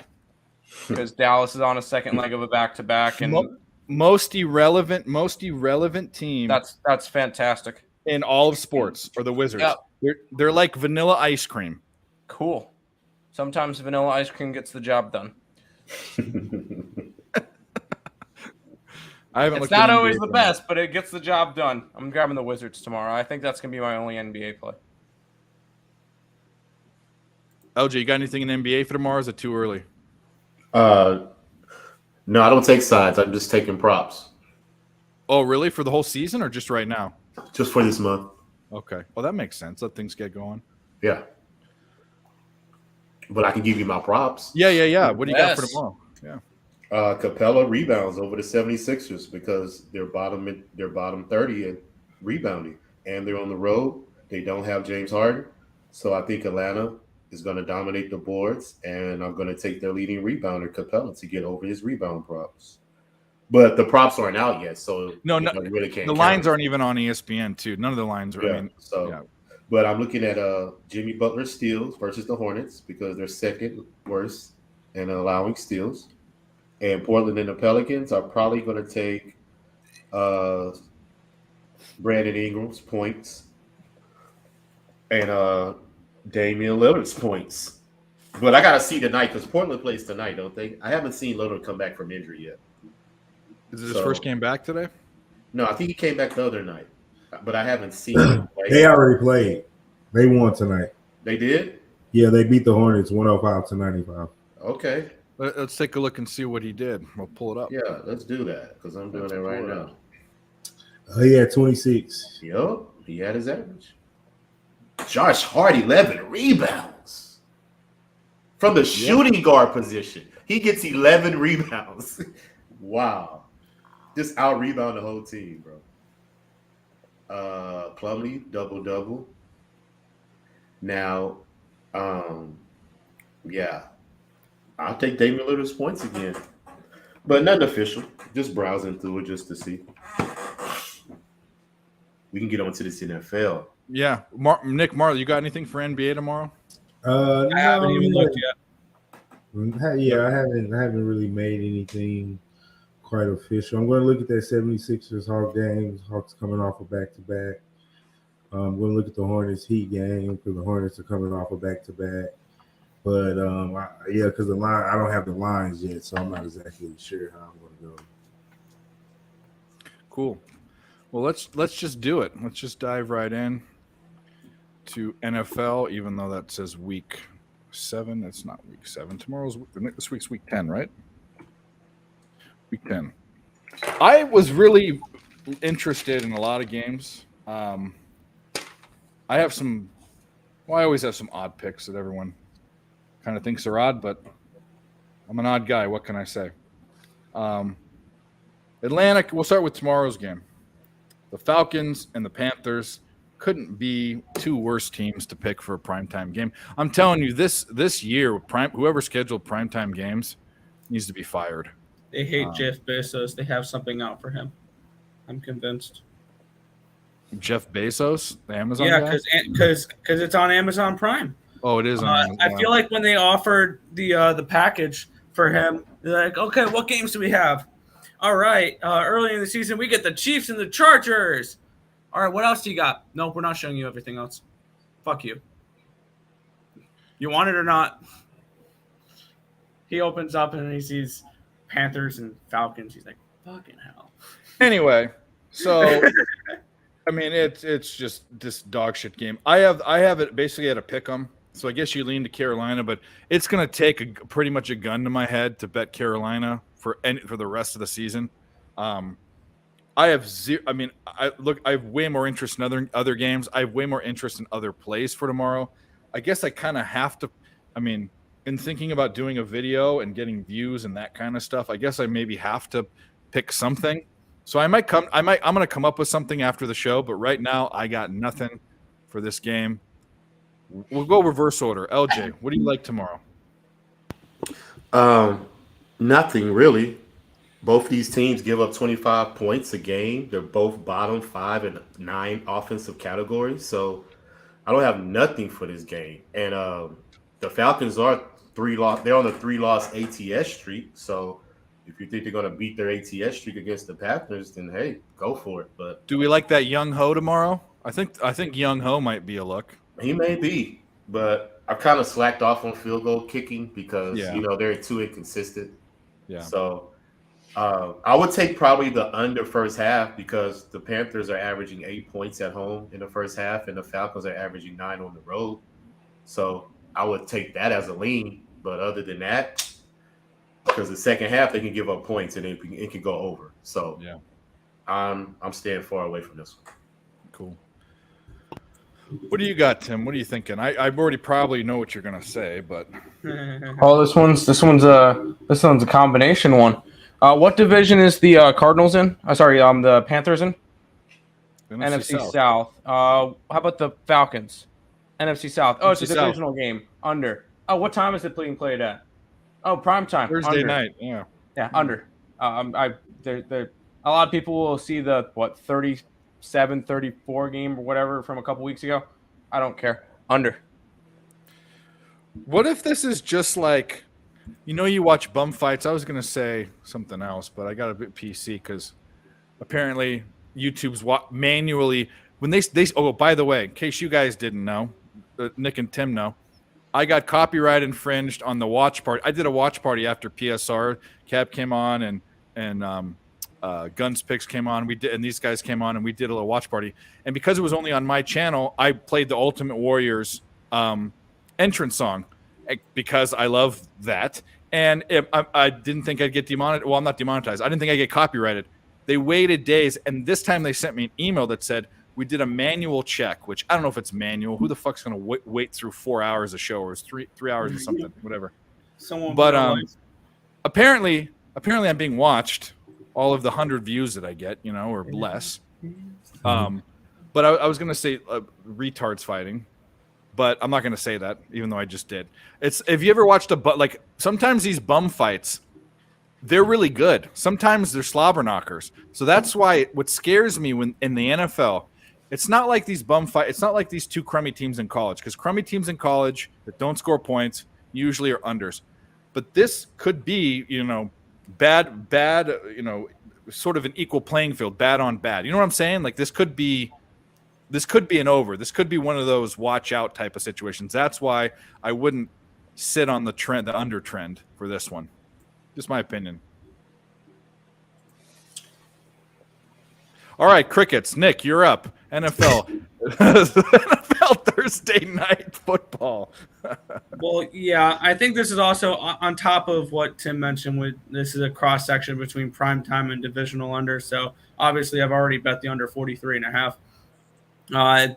And this is a good recency bias as well, as they dropped 71 points 2 weeks ago, and everybody's going to remember that and be like, "Oh, these guys can do it again." Look for the opposite to happen here. I also like Carolina in this game. I took 3 points with a primetime divisional home dog. So I'm on the dog in the under in this game. Panthers, I think, win this game outright. I'm not super high on the Falcons, and I'm expecting them to regress here. Short week. I also had to give out props for picks and parlays today. I'm not betting them. I can't stand doing prop videos because they keep giving them to me, and I can't stand doing them. But because I don't bet props, so I totally bullshit them. But I gave out under 166.5 passing yards for Mariota, and I gave Mariota under half a passing touchdown at plus 185 as a nice little plus money stab, as I'm expecting Panthers and under. And I think if the Falcons do score, it's a running touchdown. So those are a couple props I gave out as well. But yeah, I'm on the Panthers and the under here. Well, good thing Craig doesn't watch my channel. So if he does, then he'll take me off of prop videos then. It's not like you don't have anything else better to do with all the fucking a million They games could give me another college football video or something else instead of a prop video. Other people do props. Maybe Terry does props. Why don't they let him do it? He'll do Justin Jefferson and fucking Josh Allen. Every single pick will be Josh Allen and Justin Jefferson. That'll be it. Josh Allen's injured. Well, not now, but we'll get to that game. That's an interesting game. But anyway, Marley, you got anything for tomorrow, Thursday Night Football? No, man, I don't. I mean, I lean under. It's just the Thursday night rules, home team in the under, but I'm not. I think the Panthers suck. I think their quarterback. You think? I think their quarterback. Both teams suck. See? Yeah, I don't like betting on both teams that suck. So I'm not a big force your play kind of guy, especially this time of year, man. It's just too much shit going on every day to be like forcing stupid ass plays. And like, I lean under. I wouldn't bet a side, not at minus 2.5. If it was a pick 'em, I think I'd take Atlanta just because I think the Panthers are terrible. At least Atlanta has played decent football in spots. Aren't they winning the division? They were until this. Not past week. anymore. Tampa Bay won, so Tampa Bay's got the Oh tiebreaker. yeah, that's right. Right. And Tampa Bay stole a game from Atlanta when Brady tripped the old boy and tried to kick him and shit. And they threw that flag. Yeah. Atlanta should have Oh won yeah, that that game. weak penalty. Yep. Yep, and they gave him win. But anyway, yeah, man. I mean, I lean under. I think Atlanta's the better team, but you don't take Very slightly. very slightly. I agree. But you don't take road teams on Thursday night, so it's just No. Yeah, I would say actually Atlanta's a better team by a lot. I think Carolina's really bad, but I will admit that per my index, if Carolina's to play, but like I said, you're going to have to put a shotgun in my mouth to make me Kirk bet. Cobain Yeah, exactly. style. Yeah, who's you have to starting? Is Baker starting or is PJ Walker starting? Baker. Did you see PJ Walker's stats? See, He had a very solid 0 QBR rating. right. They're in We should deep go trouble. back to the XFL. He should. And that's starting The back NFL up wants him. soon. Yeah. Anyway, let's move on from this crap. Oh, by the way, we're gonna welcome in. Holy shit! Look at this guy. He grew a mustache. We're gonna welcome this guy, but we're gonna remind everyone because we all have different styles, and this guy's style is very unique. So we'll remind everyone. 1 and 2 Saturday, that's okay. We're 6 and 6. We say, fuck it. Put this fucking apron back on and we go back to work and we take Scum. Knicks plus 4.5 smells like shit against the Clippers. Pelicans plus 3.5 in Mile High. Why is it that line? We don't know, but we take it because it smells. Blackhawks plus 1.5. Hammer poop, folks. Let's go. Let's have a Sunday. Blackhawks plus 1.5. There he is, Mr. Hazmat Feet Hammer Poop. What's up, dude? What's up, guys? Hell yeah. You just get done making a baby or You what? changed me from hammer poop to hammer cock. I love it. Yeah. Well, by the way, this cock thing is catching on because I'm in all these DM groups, and after every poopy play that hits, we say like Flyers cock or Black Sox, and everyone's doing it now. Isn't it great? Yeah. We had that a few years ago. Someone was like, "Where'd that come from?" I'm like, "I think it came from just like originally betting South Carolina or something like that." And we're just like, then we just added it at the end. Yeah, so that means tomorrow night after tomorrow night's game, we're gonna say Panthers cock. Yeah, they win. exactly. I'll tell you what. I don't care. People say people have said I'm immature. Suck a dick. I don't care. Banana Grapes doesn't agree with us, but that's fine. That's fine. We all have our own opinion. Here's what we're gonna do. Marley's got to get out of here, so we're gonna get some picks from him. But Marley, don't leave us yet. Share the blunt, homie, before you go. Oh man, I just smoked a blunt and a joint. And well, let's do this before we move on. Do you have anything in the poop fest for tomorrow? Because if there was any game that you'd like, it'd be the Falcons, primetime Falcons versus Carolina. I really think I might put it in the contest. I haven't played any Thursdays yet, but I was hoping it'd be 3. It's 2.5. It's disgusting. I'm sweating out. Well, I'm not sweating. It's going to hit, I think. I did Kent State Maction. That's disgusting. Why is 3 and 6 favored over 5 and 4? We were on the opposite side. Disgusting as fuck, but I think it might hit. But yeah, I'm going to do Panthers tomorrow, and along with other poop that we will talk about tonight, but I'm interested to see what Marley Cock has on deck for us. all right, MC. What do you're on your way out? Yeah. Let's do this. Let's look at any NFL games you're liking, and then we'll get to your 3 plays. They can be NFL or whatever. So, what do you like? I only liking 2 games in NFL thus far this Sunday. I actually like the Seahawks plus the points against Brady and them, and I think that game is in Munich, if I'm not mistaken. Yeah. It's in Germany, correct? Right. So, and I just like the way Seattle's been playing. Geno Smith, the solid on defense. The Bucks have just really been playing awful. They escaped last week. I'll take the 3 there, and I'm really looking at the Titans taking care of the Broncos -2 at the crib. I'm not high on the Broncos, and Russell Wilson he's a cornball. And, the Tennessee Titans defense, they're going to get after him up front. I think it'll be a low-scoring game, but Derrick Henry is going to pound the ball. He does it against everybody. Yeah, his props have been – I laddered his rushing prop last week, I think, or was the week before. I laddered it full unit 4 times. I just smashed the shit out of it because he ran for like 200 – was it 200 yards or 180 yards? I don't know what it was, but anyway. All right, dude, give us your 3 plays. What do you you can give us 1 play, no plays, but any sport. Talk about for tomorrow, right? Tomorrow or the weekend for only thing you do in the weekend's NFL. We're going to save college for Friday. Definitely going to be on those flyers tomorrow. I'm definitely going to be on the TCU Texas over. Are you gonna be here on Friday? I will be on. Okay, then we'll do college. College. Yeah. So you can do any sport tomorrow or NFL for the weekend, or college for Friday night. I'll give you 2. I'll take those flyers tomorrow. Yep. And then I really do like those Titans -2. Is what I see. I by the way, that's a circa pick for me as well. So I like that. And then we'll talk college on Friday. Cool. All right, buddy. Plug whatever you want. I know you're doing shows in your channel. I know you were sick, but let's get. Yeah, man. We're out for a little while. I was sick, and then I run my own business, so I had to catch up for the week. I was sick, but we are back, brothers and bets. Capping everything from NFL, college basketball, NBA, college football. Even we'll throw a little hockey in there from time to time. So check us out. It's at Brothers and Bets right there next to the at Marley_bets. Well, thanks for coming by. We appreciate it. Go relax, smoke another joint, do whatever you do. Yeah. All right, dude. Appreciate you. Peace, brother. All right. All right, next game. We'll go back. We'll start reverse style. We talked about a little bit Seattle and Tampa Bay in Germany. By the way, kudos to Brady for a game-winning drive, but he just looks old. He's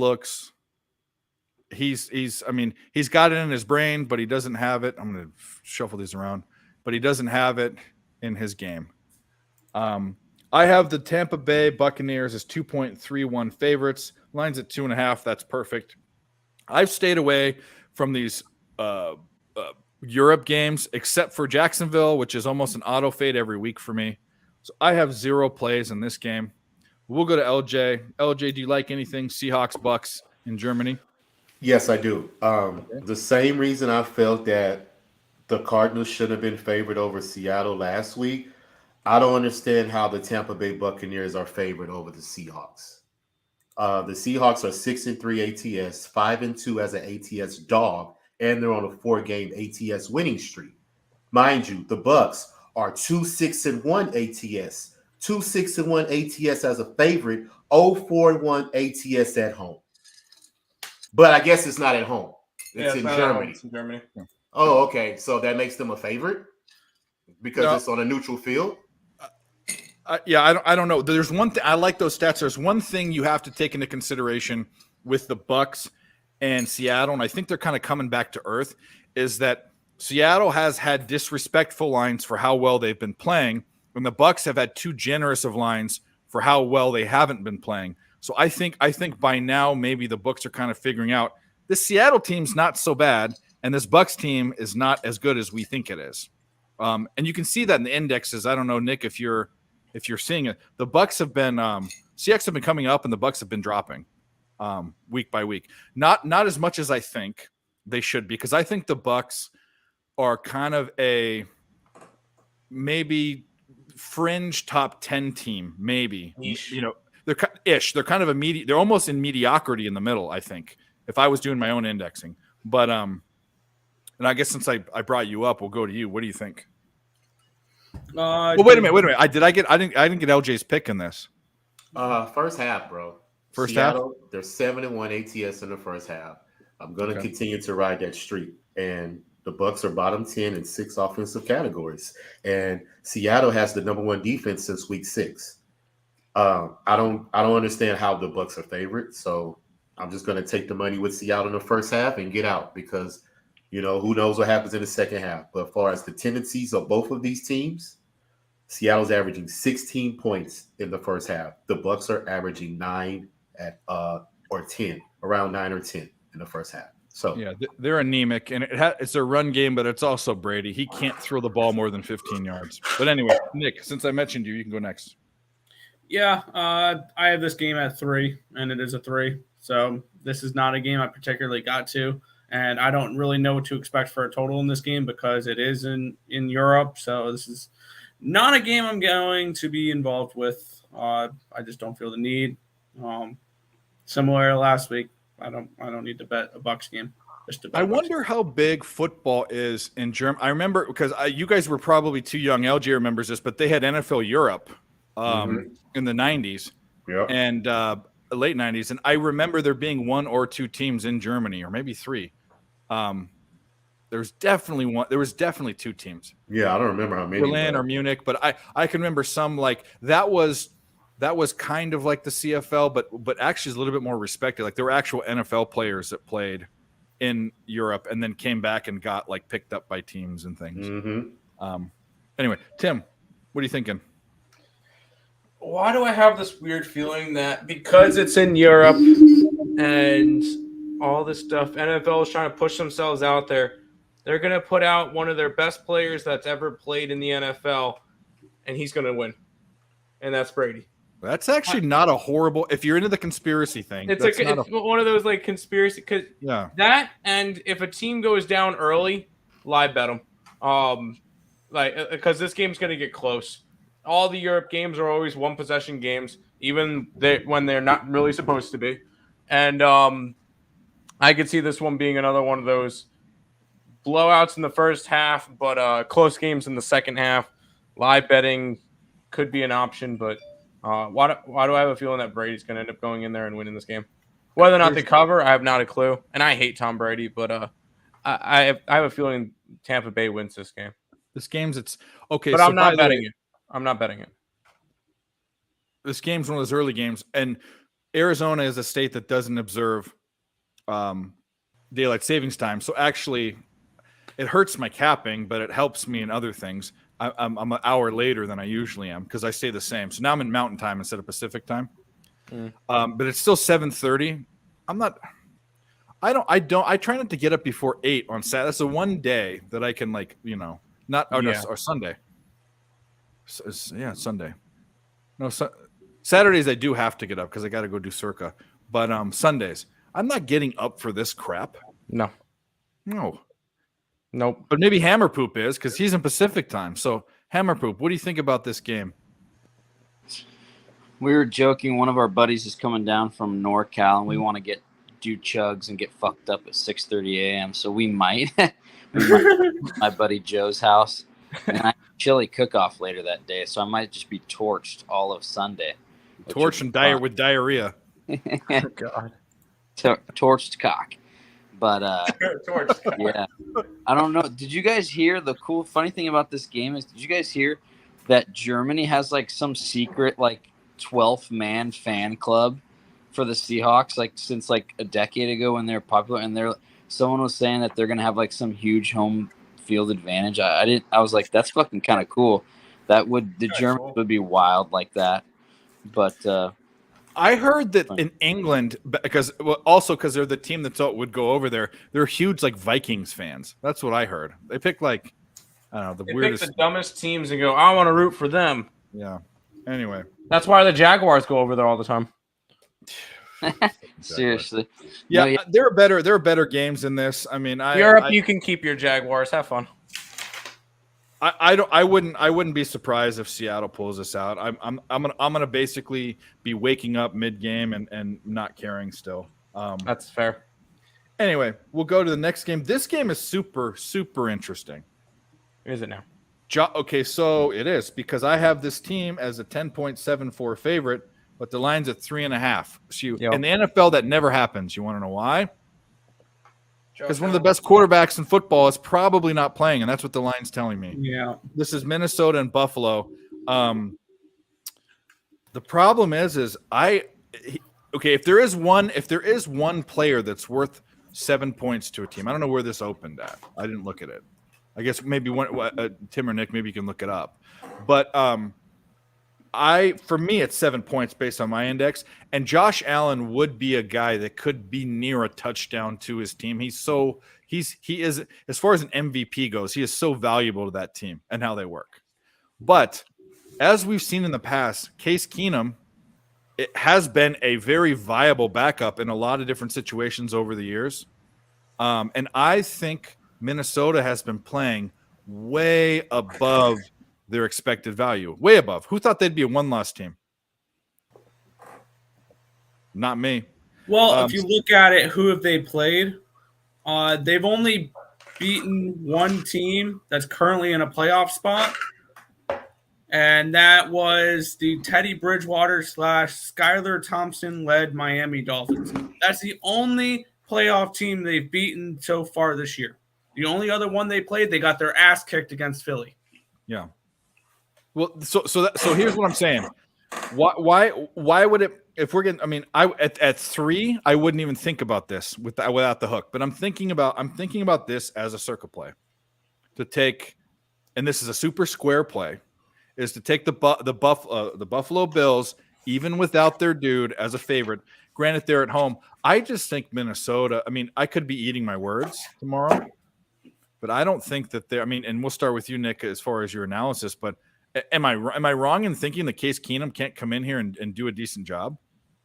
I mean, this is Case Keenum revenge game, if so, because he led this Minnesota team to the NFC Championship game years ago. Very good point. Very good. And not only would it be a Case Keenum revenge game, it is a Stephon Diggs revenge game as well, facing his former team. So even with Case Keenum, I mean, I gambled a little bit on this play. I already laid 4.5 with the Bills. Oh, you want to put money line them? No, I already laid 4.5 with the Bills to win this game in a rout. Before the drop more, right? Before it potentially goes back up, if it will go back up if he at the last minute if he's announced in. But I'm going to tell you what, the fact that the line's there kind of, and the fact that I don't think that the Bills are feeling the pressure to have him in. I think it's stupid to put him in if he has a sprain or a whatever the fuck it is. But by the way, I love these type of games, and you brought up those 2 revenge games. How great is it if you've ever been in a situation at the bar or a restaurant, or you're just out and you have a girlfriend that's so much better than the one your ex, and your ex comes and sees how hot or how awesome your girlfriend is? That's Stephon Diggs and Case Keenum on the Bills, because the Bills are the best team in football, or at least one of the 2, and the Vikings, I think they're pretenders, man. They're going to win their division, but they're going to lose the first game of the playoffs. In fact, it depends who they play. Please let the Giants play them in the first round of the playoffs. Oh yeah, that'll be Giants cock all day long. Giants cock all day long. Yeah. Speaking of Giants cock, Hammer Poop, what do you like in this game? I know it's probably not my side. You'll probably be on Minnesota, but what do you like? No, I tend to agree with you. I personally don't think Josh Allen's been playing towards someone who should count for 6 points to the spread or 5 points. I mean, he threw god-awful picks last week and against the Packers. And like you said, Case Keenum's been serviceable. And, I mean, we don't think he might have beat the Jets last week if he's playing. I mean, well, I don't think that it's I don't know. That line is 7.5, 6.5. Now it's all the way down to 3.5. I think, like you said, everyone's going to look at the 7-1 team who hasn't lost since week 2 against the Eagles and think, wow, they're catching points with no Josh Allen. You've asked me before, what's the point, or someone has, what's the point of the whole fade the injury thing? It's because people overreact, right? Oh, give me the Vikings, the better team with the better record, who's on a hot streak. I kind of lean towards fade that. So we'll see. It's really on my radar. I'm thinking about it for the contest, but we'll see if it makes it. Yep. I only have one for sure, but I have like 7 stars this week. This is one of there's been a lot of question marks, but this week is one of my favorites I've had. There's a lot of good plays. Tim, what do you think? Vikings, Bills. Yeah. Tag on the fade the injury report. Real quick today, Giannis got ruled out, and who do you call it? Got ruled. Not Middleton, but Holiday got ruled out. The Bucks line went from 7 to a 2, even to some 1s. So I immediately, when I saw that, I waited for the line to drop. I grabbed the Bucks -2. They're up 9 with 4 to go. So hopefully that one holds on. But that's just an example of fading the injury report. But no, with this game, I don't know what I want to do with this one yet. Because you got both the angles. You got the fade the injury report, but at the same time, it's still the Bills. The Bills are one of the best teams in the league, and they're coming off of a loss. You don't think they're going to come out pissed? I don't know. That just seems like a tricky spot. I'm probably going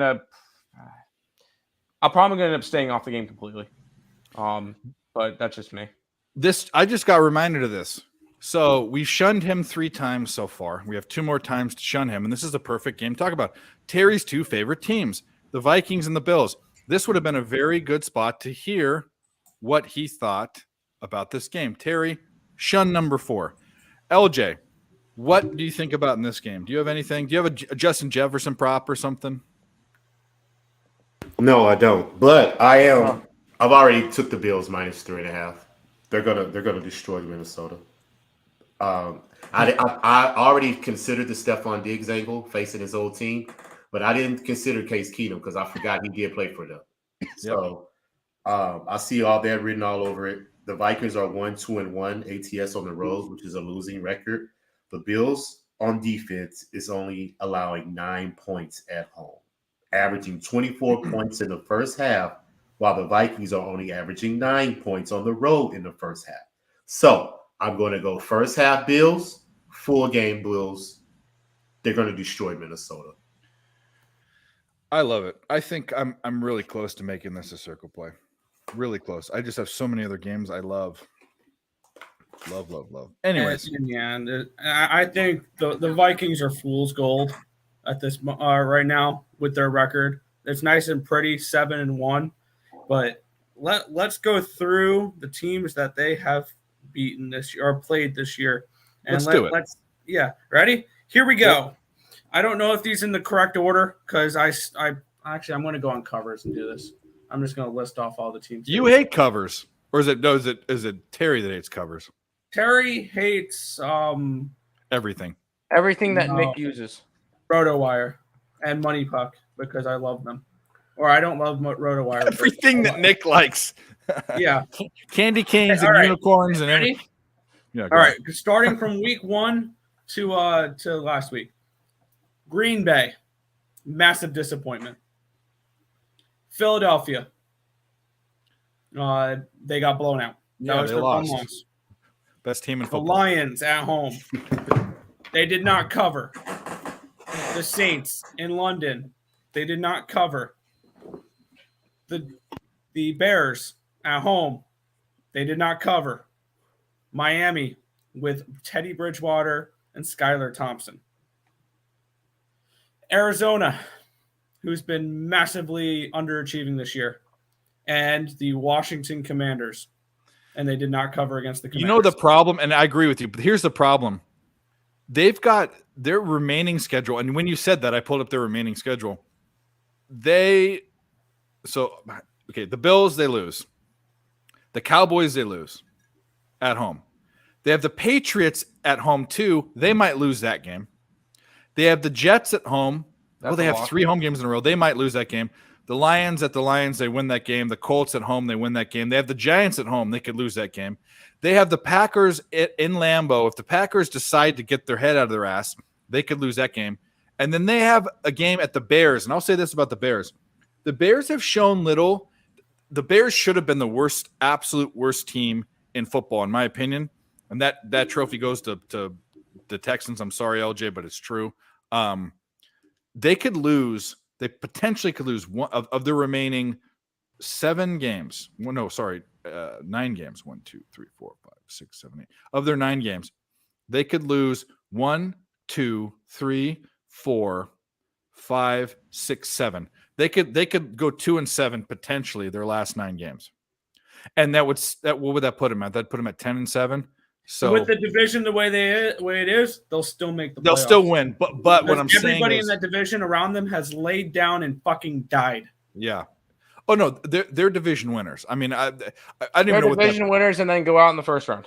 their futures prop is probably Welcome like to Minnesota. minus 150 or minus 175 to win the division. I bet you.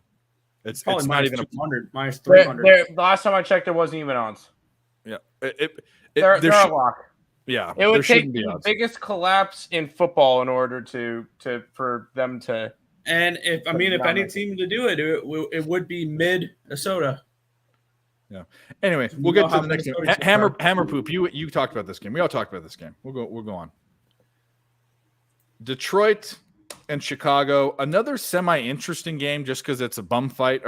Actually, I think Detroit's kind of fallen off. I had higher hopes for them. Chicago surprised me, but I have this game at a Chicago -3. It's at -3. It's in Chicago. I think a lot of people will be on Chicago, though. I just think, but what do I know? I don't have a play in this game. It's indexed right in the money. And when a bum fight's right in the money, it's not worth my time, especially with all the other good stuff going on. But I'll start with Hammer Poop. What do you like? This is your kind of game. Yeah, I was shocked. My partner, we've been struggling. We're 21-9, and now we're only 26-19. We got to pick it up. But I feel so bad for you. I'm 500.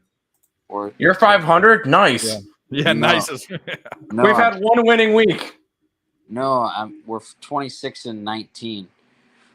But no, I said we've been playing like shit. But we're only 6.5 back of the leader. We'll get that fucker. But my partner likes the Lions. I mean, the Bears, like on paper, the Bears are the play. I mean, they're great with rushing, and the Lions are absolute dog shit at stopping the rush. It's just like you said, you have to be careful when you've got a shitty team like this. Who they went from 3.5, 4, or 5-point dogs at home. Jets are on the bye, And Nathan. now, Yeah. boom! Now they flip to 3-point faves at home against supposed scum. It's a road division dog. It's always scary. Like you said, Dave, I'm probably leaving this one away, but lean Lions. I thought I knew without even saying it. I mean, I knew right away that you'd be leaning or taking the Lions, but this is a stay off game. I mean, this season has been, I will say this for the contest, this season has been a fade you hammer poop type of season. It's been Phenomenal. find the shittiest, the Jets, the Giants, Houston covering all those spreads, the Bucks being bad, the Rams being bad. I mean, this has been the only outlier that, like, for me, that I knew would happen is the Eagles and or the Cowboys losing their starting quarterback and doing just as well as they did. And yeah, exactly. It's been one of those seasons. Great season. But anyways, we'll go to LJ. Yeah, I mean, the double digit. Oh, there he is. The What do you think about seven. Go ahead, Hammer Poop. Go The ahead. favorites over 7 have been killing it. I mean, even the Eagles didn't cover in prime time. The Chiefs aren't covering, in prime time. Double digit dog. I mean, the Raiders cover. So it's like when you've got the teams like the Chiefs, the Packers, all these like high volume, the Bills, like you just mentioned, the Jets beat them outright. That is a Hammer Poop heaven, and it's good because last year I remember, the Survivor last year had like 1,000 or 2,000 entries left. This year they've got 120. So it's like when you've got people dying on a weekly basis, some crazy shit. Yeah, Circa's got like 150 or 60. I saw that Nick or Tim he liked some guy that offered Super Bowl tickets for there's a guy out there that's in the Circa Survivor. And by the way, if you're in a Survivor pool, I was on PSRs. I was out the first week. It's been crazy, but this guy's offering like $5,000. I mean, it's to get publicity for his page. He said he would give out Super Bowl tickets for him, for you, and one guest to go to the Super Bowl, or and something. $5K and plane tickets and hotel. Yeah. If he won the Survivor pool. Yeah, which means he's is it $1 million bucks? It's a milli. It's a milli. Yeah. Yeah. Anyway. Something like that. It's a milli. Isn't It's enough. circa like 5 or 6 mil? I don't know. It's crazy. I think it's a winner take all actually. So it could should be that way for a survivor pool. I mean, it has to be. or it's split at the end or whatever. Yeah, people that. Yeah. All right, LJ, Detroit, Chicago. Tell me you got something in this deep dive. Yeah, I do. Division game, so I'm going to go with the under because the Bears are averaging 7.5 points at home in the first half. Detroit is averaging 6. Detroit's only averaging 3 points on the road in the second half. Detroit's averaging 12. So that gives me under 49. So I've already blocked that one in. And of course, I'm on Justin Fields over rushing yards. He's averaging 106 in his last 3 games. He's hit over 55 out of his last 6 games. Detroit is allowing 146 yards on the ground on the road, and they're allowing the most points in the league at 29. So I'm on Justin Fields rush prop, and I'm on the under 49. Is there a line on that yet? Or are you going to wait to see it? What do you think it's going to be? Are they? There's no line on it yet, I don't think. They usually put it at 48. It's going to got to be in the 50s this game, right? Yeah, but I'm still going to take it. But still, right? It's like fucking. He's averaging 106 his last 3. So love it. I've been saying it since he did that work against the Patriots. I'm like, man, that's his go-to. Yeah, I'm in cashing on there every week. So I get off now. So that's me. Cool. Tim, what do you like? Kind of like the Bears. I think this is a letdown spot for the Lions. They just came off of a big win against Green Bay. I don't care how bad Green Bay is. Whenever Detroit beats them, that's always a great day for Detroit. Whenever they can do that, and the fact that it wasn't the last week of the season when they're sitting everybody was even better for them. But I feel like this is a big letdown spot. The Lions don't play good at home or on the road. Sorry, the Bears have actually looked competent. They've looked all right. I mean, 3-6. We don't really expect much from the Bears. I'm not going to end up betting this one. This one's gross. Maybe an under. It's a divisional game. Under. There you go. But it's up to 48.5. The only problem with me with this one is we're still going to ride it, but freaking Bears, their offense has turned on the last 3 weeks, scoring 33, 29, and 32. That kind of scares me for the under, but it's a divisional game. I'll tell the under.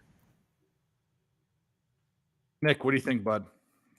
Yeah, I did bet that under. What did I get it at?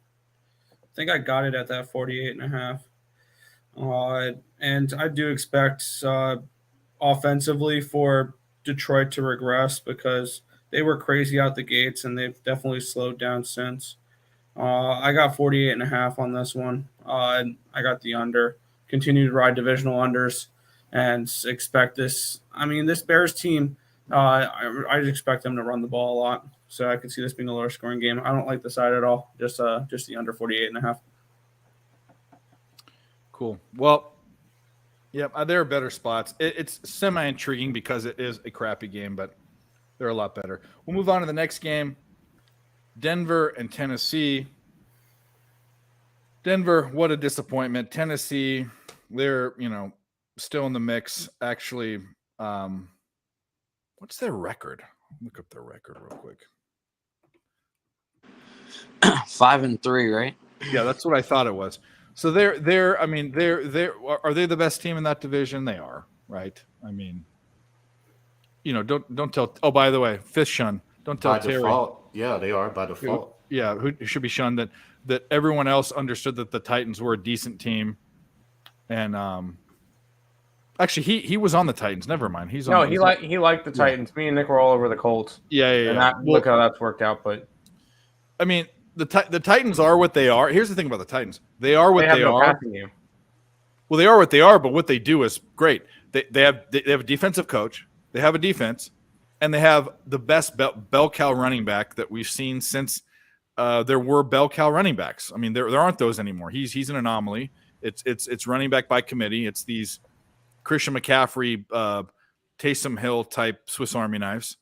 And this dude is big and fast, and he'll put his helmet in your chest and knock you out.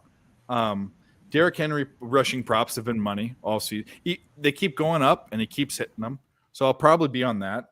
But I've got Tennessee as 5.5-point favorites. They're only getting 2.5 points. I wonder why. I mean, I know Malik Willis is there. They played the Chiefs pretty fucking damn hard. They could have won that game. Tennessee Titans, absolutely a circa pick for me. No, best football play of the weekend for me, in my opinion. Because what's Denver going to do? What are they going to do? You know? Anyway, LJ, go ahead. I don't have anything on this game because the Titans should have beaten the Chiefs, and I don't understand why Vrabel stopped running Derrick Henry in the second half. Why would you trust a backup quarterback that hasn't seen any snaps since last week to make him make a fourth quarter push to try to win you a game? I don't understand that philosophy whatsoever. So I'm not going to bet the Titans. And like you just said, what are the Broncos going to do behind center? Is Russell Wilson back? I mean, I don't even think it matters. If he's in or not, it doesn't matter to me. So they're not scoring any points, They're averaging 6 on the road. Tennessee, but like I said, they're always been a first half cover to me. And I probably would take the first half Tennessee. Are they favored in the first half? Do y'all have that up? If Tennessee's favored in the first half, I'll take them. Because the second half, they completely go to shit. And I don't understand how you could be so good in the first half, but then such a shit show in the second half.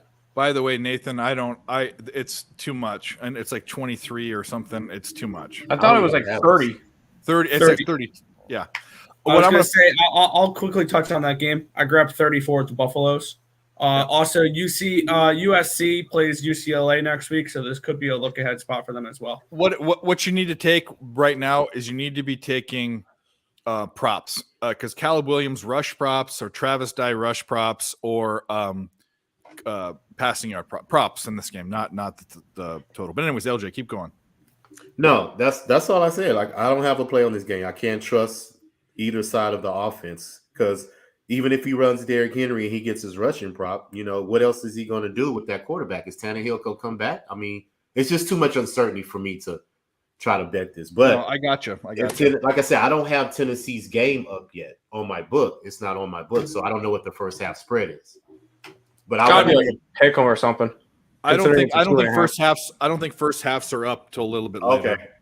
Well, no, the rest of them are up. The rest of the teams are up except Tennessee and the Colts. And really, yeah, that game specifically isn't up on my board. So it's probably because they've been such a lock. They've been such a lock first half. I mean, yeah. But yeah, that'll be a lean for me. Other than that, I don't have anything on it. Tim. Broncos country, we tried. I'm not betting this game. I just wanted to. We tried. It's no longer let's ride. It's we tried. So no, I have zero interest in this game. These are two teams that I don't like. In terms, I was not high in them in the beginning of the year. I was right about Denver. I was wrong about Tennessee. Tennessee will still be a first round exit. I'm gonna mark that one now. This is a spot where I want nothing to do with it. I would say under, but the line's at a 36.5. At this precedent, I kind of want to look over, but I can't take it over with these two teams. These are two heavy rush teams, two heavy good defenses. This is a complete stay away. Nothing. All right, Chris, what do you like? Probably a stay away, but how can I not love Broncos? It's more disgusting than my fucking mustache. This reminds me of when you took the Cowboys at home, and I was like, why the fuck are the Commanders only 2 or 3? And it was the free play. You took it. It was an easy play. It smelled like shit. This one does too, 3-5 versus 5-3. A 12.5 point dog last week, and now they're laying 2.5, 3. and you're telling me they're getting the same amount of points as the Texans did a couple weeks ago, I think we could all agree that the Broncos are a wee bit better than the Texans. Just because of Russ. I think he still has a little bit, and the Denver D. The Denver D is pretty damn fucking good. But that offense sucks. But I don't know. I'll probably leave it out of the circle. But it smells some kind of way, Dave. It does. And you know what's scary is this might be one of the top. They always put the top 5 picked plays for Circa. I bet you this is the one lowest. We always keep an eye on that. How's your guys' consensus? Because in the Superbook, they're actually doing okay. We always feared being in the consensus. Yep. But they're doing pretty well in the Circa as well. For the first few weeks, they were all winning weeks. They were all like 3 and 2s. It's because I mean, the people that are entering these, I mean, there are people that just take shots, but the majority of people that are in these contests are sharper cappers. They're sharps. These aren't dopes. And so they're when you see a team like this game, Tennessee to me is an obvious favorite. And when you see that being the top pick or two in the contest, that's just saying that like the normal, because all of us are very, very quick to get on a shitty team, like to be on the opposite of what the public is. But when these guys are on it, that means that it's the right play. I mean, and I think this, I mean, I could eat my words, and this is on, everyone can see this will be on YouTube for the annals of time. That was a thing on PSR. People didn't understand that annals doesn't necessarily mean your butthole, but in the annals, they've gotten sharper too. I've done it for, I think it's my 3rd or 4th year, and I feel like the consensus was always afraid, and we were afraid to be in it. But I feel like over the years, more and more people have left. Maybe they're like, I don't want to spend $1,000. But the people that are willing to spend the grand and get in this are kind of, I feel like they kind of weeded out exactly. That's a lot of money. That's a lot of money. And well, that's not a lot of money to people that are $1,000 unit bettors. I'm not that, but to a person that's, 50, 100, 200, 250 better, that's not a ton of money. But it does weed out the guys that are I'm showing up in Vegas in August and I'm going to enter, I have an extra $1,000 in my pocket. I'm going to enter Circa. Like it does weed it out for sure. But anyways, Nick, it's your turn. What do you think? Yeah, I didn't make a play on this game. I think this was pretty spot on if I remember right. I have this game at actually Tennessee minus 4.5. So this maybe a look towards the Titans here in this game for me. One thing that I kind of find interesting with this Titans team, especially with Malik Willis, you can cover up the name Tennessee Titans. If I told you this was a football team's box score, you'd probably look at me like, all right, is that Army? Is that Navy? Yeah, that's right. All this team does is fucking run the football. But they and do that's it. all they need to do. They're going to do it. But he does it. Derrick Henry is a fucking. That's why they're so good at this, because the only thing they can do is run, and Derrick Henry runs for 150 yards a game. I mean, give me a break. You know what they're going to do, and they will do it to you. Yeah, that's the problem here. And Tennessee's covered in actually, I think, 6 straight weeks, so they're on a nice little point ATS streak as well. It's just Titans or nothing for me.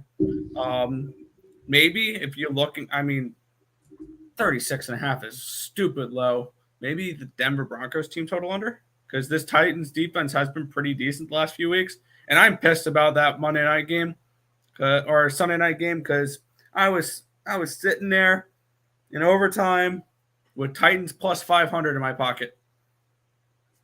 Yeah, there were a lot of people that were tweeting, "Oh, I put some guy had $2,000 on the Titans. Oh, I knew this was going to happen." A lot of survivor pools were like, "This will decide it," And guess what? The Chiefs are still. I'm going to say this in the AFC, even though the Bills are there. Chiefs are the best team in the AFC. AFC, the Chiefs. The Chiefs and the Eagles are the 2 best teams in football, and the AFC runs through Kansas City. That's where it's going to run through. And you want to know why? Until the Bills beat the Chiefs in a playoff meaningful game, the Chiefs are the better team, and Mahomes is still the better quarterback. Not the most athletically 100%. gifted.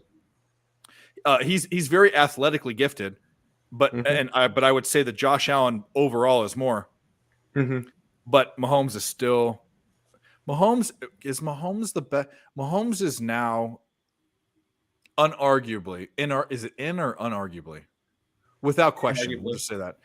He is the best quarterback in the NFL. He's taken over for Brady. Brady is done now. Brady was never the best quarterback. Like He was never the best quarterback. No. No, I would. This is what I would say. I think Brady's mind and number one is his drive. His drive is number one. You've never seen the eye of the tiger more with any person. I mean, him and Michael Jordan, and Kobe Bryant. Kobe. Eye of the tiger. Those three. I watched a game versus the Bengals in about 5 or 6 years ago where Tom Brady said there was some sort of thing in the news where there was some disrespect or something. First drive, he just rammed it down their throat. We've never seen a guy like that, but his mind is there. His drive is there. His body isn't there anymore. So I would say that Tom Brady's mind and drive is the best of any quarterback we've seen, but it's taken a back seat now to Mahomes' skill. Yeah. So Mahomes cock. Mahomes cock, exactly. Kermit the Frog. Yeah, Mahomes is the best quarterback in the league, and Lamar Jackson's becoming the best running back in the league. So, but he's so good. I mean, when you watch him, my bad. There's a new elite running back. His name is Justin Fields. Not even close. No, Lamar Jackson looks like he's running in slow motion and he's beating people. His mind is going quicker than people's feet. It's crazy. Yep. But anyways, let's get off this game. Let's go to this fucking shit show, which might be a circa play too with a huge favorite because I want to fade these bastards. Jacksonville and Kansas City. I have Kansas City as 13.5 point favorites. They're laying 9.5. Man, I'm going to say right now, I said at the beginning, Jacksonville's not good. Trevor Lawrence is not good. The son that was promised, or whatever they called him, the whatever it is, he's a phony. Yeah. Kansas City's at home. They just almost got embarrassed by the Titans. They had to squeak it out. Mm-hmm. I think they win by 2. I think they win by 14. I think they could win by 20 points. That's it. Yeah, tell me. We'll start with you. Tell me why I'm wrong. I don't think you are, but I'm not laying 9.5 points. Don't be scared. I mean, I'm just not going to. I know Kansas City's not the best cover team. That's the problem. Can they go out and win this game 35-10? Yes, they could very well do that. Could this also be a game where they're winning 27-10 with 8 minutes to go? And they give up, yeah. And then Jacksonville goes and scores two touchdowns, stepping in and backdoor covers. Yeah, it could be. If I'm going after anything in this game, I want to take the over. But I know Nick's going to say because it's over 50 that you want to take the under. But I kind of want to look towards an over in this game. But with how often, because we've seen the league trends with unders, with overs, sorry, and it kind of just takes me off of overs. Let's see. All games. Unders are hitting at 59.7% this year. Yeah. Almost 60% on unders. It's the only reason why I don't like taking overs in the NFL. Thank you. Thank you, Russell Wilson's downfall. Thank you, Aaron Rodgers' drug trip. It's not just them. It's the fact that offense is just dead in the league now. But that doesn't make any sense because you have all of these offensive play, like you have Mahomes, you have Josh Allen, you have Lamar Jackson, you have these. What it is, it has to be certain key big like the Pack. Who would have thought that the Packers would be as bad as they were? I mean, who do they have to throw to? Well, good point, but it's good point. Even in the beginning of the year, you could have seen that. Yeah, I don't know. Hammer poop. What do you think about that? Being said, Jacksonville outright. No, what? I'm not. No, get out of here. Hammer poop. What do you think? And by the way, this isn't your type of game, but 70-something% of the money and 91% of the tickets on the Chiefs. Yeah. Guess what? Though we have a saying at Fade You: square bets do win. Also, yep. So I don't fault you for taking that. I'm not going to lay the 9.5 because, like you guys just said, they could easily be down 14 and go get some garbage bullshit.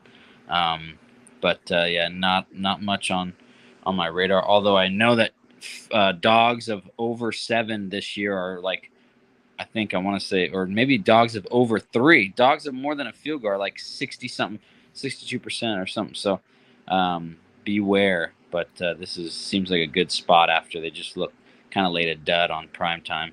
So that is, I saw that somewhere. I saw a dog stat in the NFL, but we're going to see some regression back to the mean. It's not going to be that way. We're at the midpoint in the season or a little bit past. I think it's time to start. I mean, these teams have been playing. I think it's time to start maybe looking at taking some big favorites. And this is the spot to do it, I think, but it's still a question mark for me. LJ, what do you think? And by the way, were you on Jackson? You were on Jacksonville, and then we kind of talked you off the ledge. I think I'm gonna take them to cover this game though. Maybe I don't blame you, but because the Chiefs are 1-10-1 in their last 12 games ATS. So really, yes, I didn't know that. 1-10-1 against laying double digits or just straight or like since November 1st of last year, the Chiefs have covered the spread once in 12 games. Whoa! Really? That's crazy. Yes. So, I'm going to take Jacksonville plus the points. No, they've covered 3 times this year already. Yeah, I was going to say they covered against the Niners. They covered against the Buccaneers. They covered against the Cardinals. Okay, what about at home? Oh, at home. Maybe at home. Maybe at home. That makes more sense at home. Because they're 0-4 ATS at home this year. Yeah, they haven't covered at home this year. Okay, I thought you were talking about overall. I knew that didn't sound right. No, I meant okay. I'm sorry, I didn't say at home. Okay, I just wanted to clarify that one because that I wasn't trying to call you out. It just didn't sound. No, you're right. This is what you're right. Please don't tell Nick that he's right. It will inflate his ego. No, we're just trying to keep it real. I wanted clarification too. I'm like, wait a second. What? I said I thought I missed something. No, their home ATS record is what I meant, because they're only averaging 9 points in the first half at home, and it showed up against Tennessee because how many did they score at half? 9 points. Yeah. So they're a second half team. So Jaguars first half and full game. I'm going to take the spread. I don't see the Chiefs covering. They may win, like y'all said, the same way they won against the Titans. Late heroics. They may win by what's the spread? 9.5. 9.5. Yeah, they can win by 8.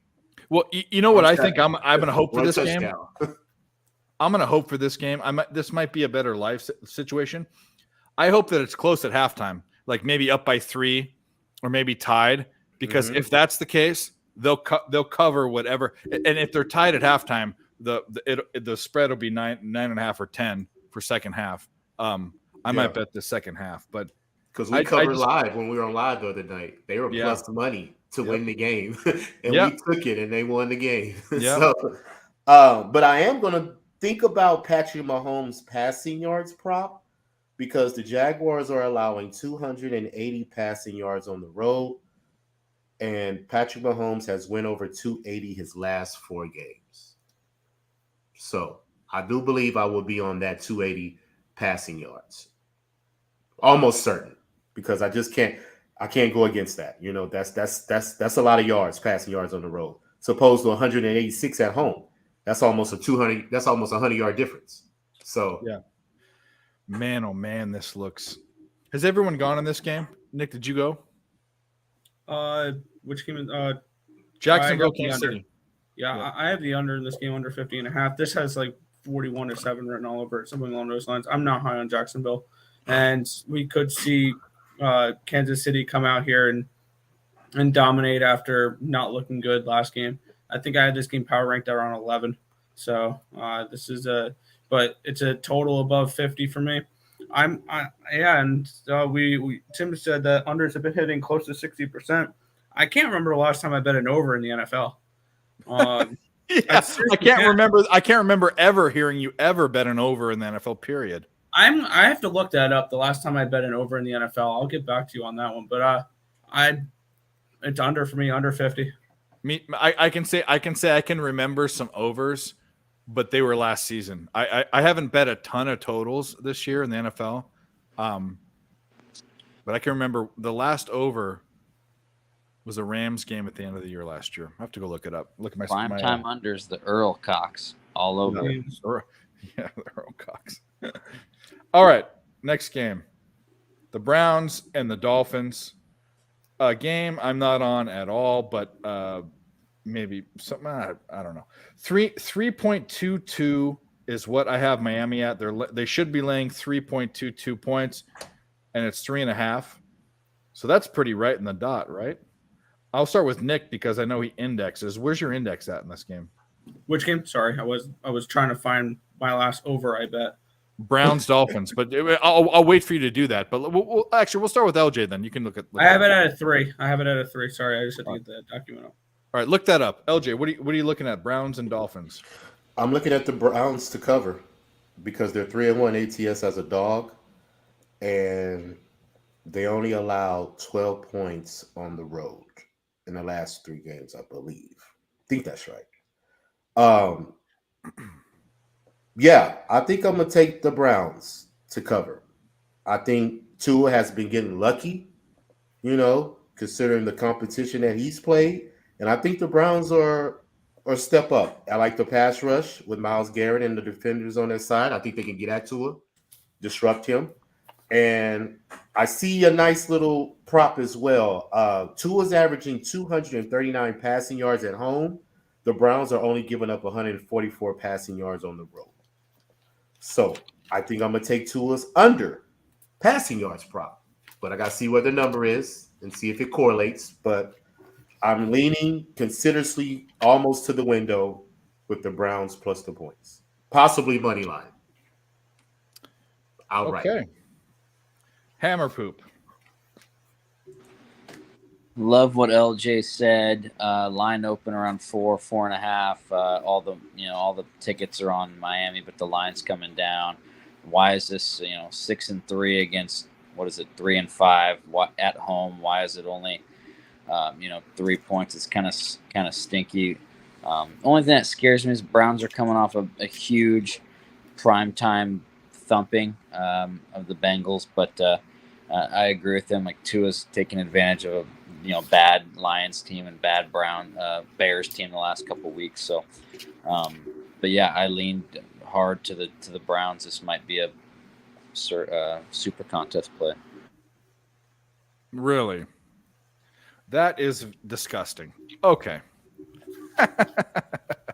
Nick, Did you expect anything less? No, I didn't. But this is a game that I just don't give a shit about. But Nick, did you find the last time you bet an over? Yes. 2018. Before you could bet legally. It was actually week. It was a Lions game, wasn't it? Week 5. Yeah, week 5 was the last time I bet an over. It was the Lions and the Patriots. And it didn't work. Nothing. That was my last over I bet. Well, there you go. What do you think about this game, though? This is poopy. Yeah, lean Browns. I mean, I have it at a 3, so getting above the field goal is kind of intriguing with the Browns. Not something I got involved with. I mean, an under could be a decent look in this one as well, because the Browns run the football a lot, and they could be able to slow down this game.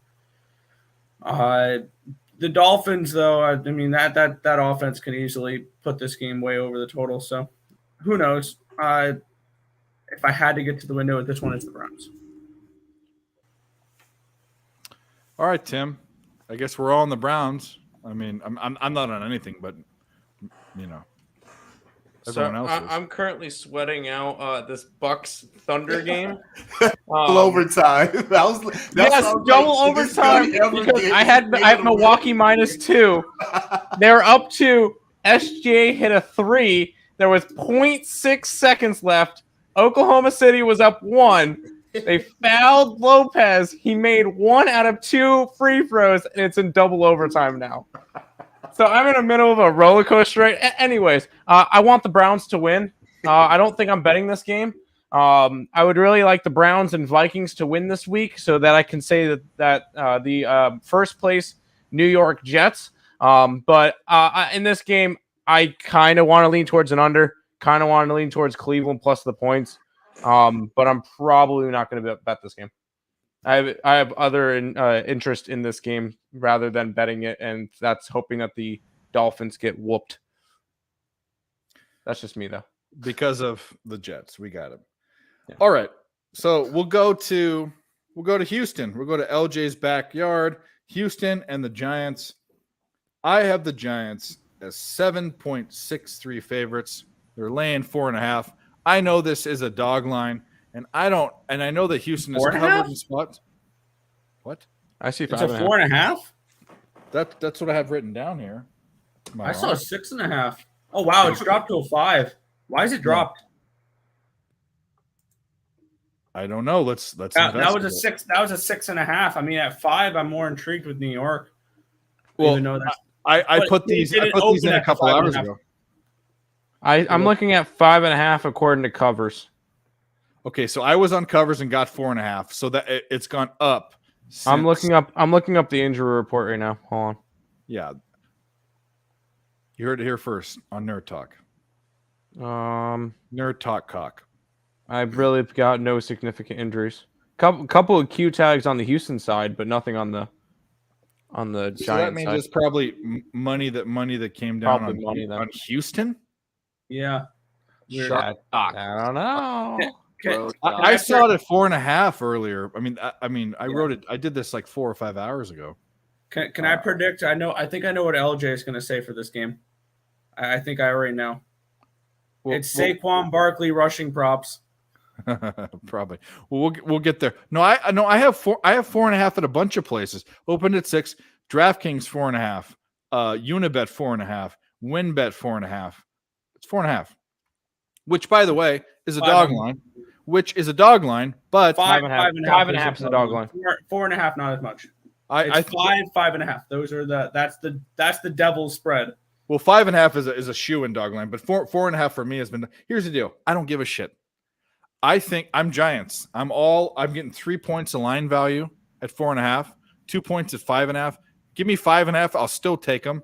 I think Houston has done sort of a good job of they've covered and almost covered a lot of games. They've almost covered versus the Chargers. They've almost, I think we've kind of seen what this team can do.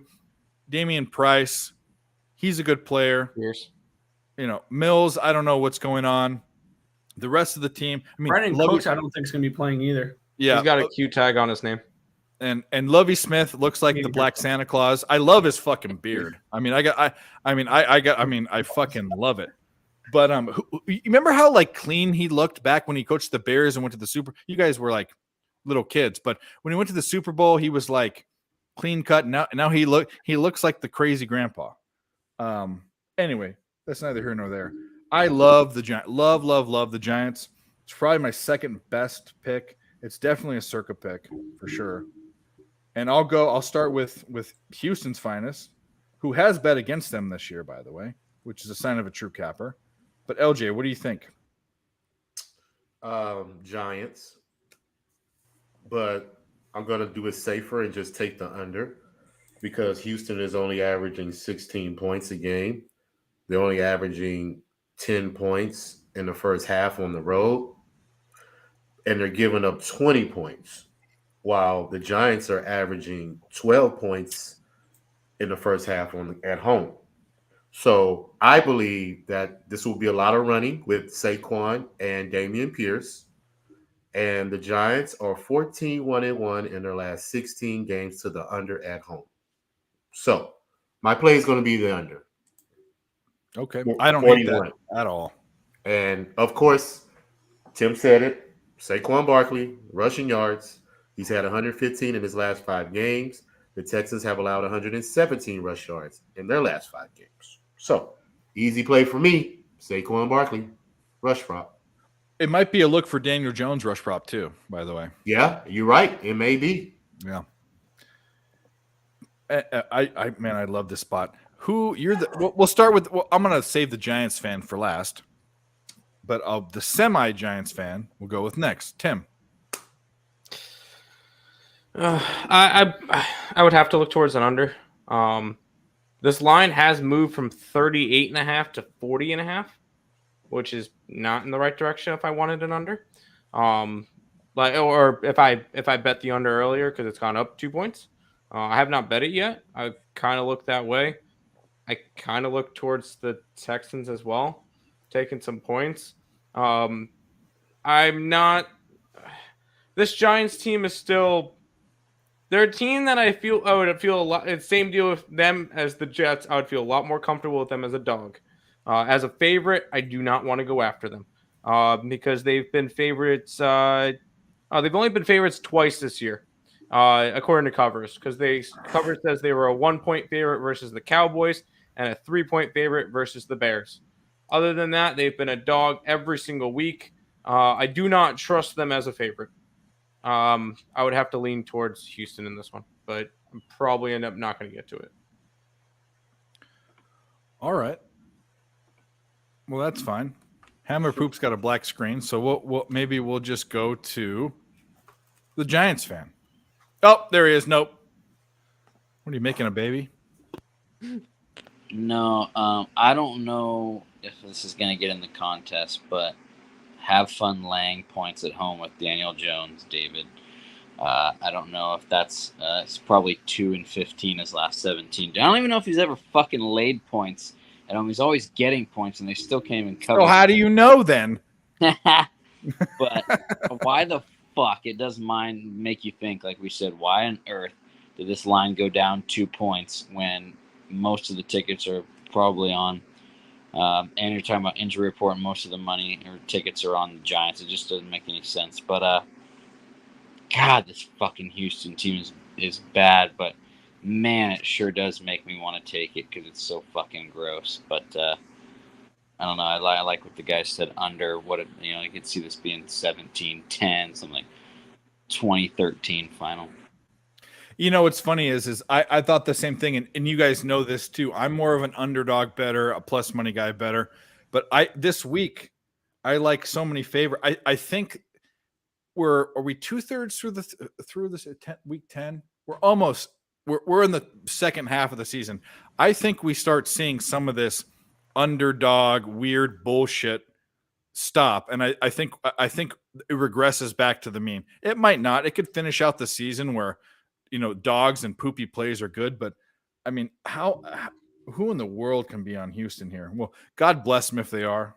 I hope they beat me, but anyway, on to the Giants fan. Tell me that I'm on the right side. Yeah, I'm kind of leaning that way. I had this game indexed at a 7.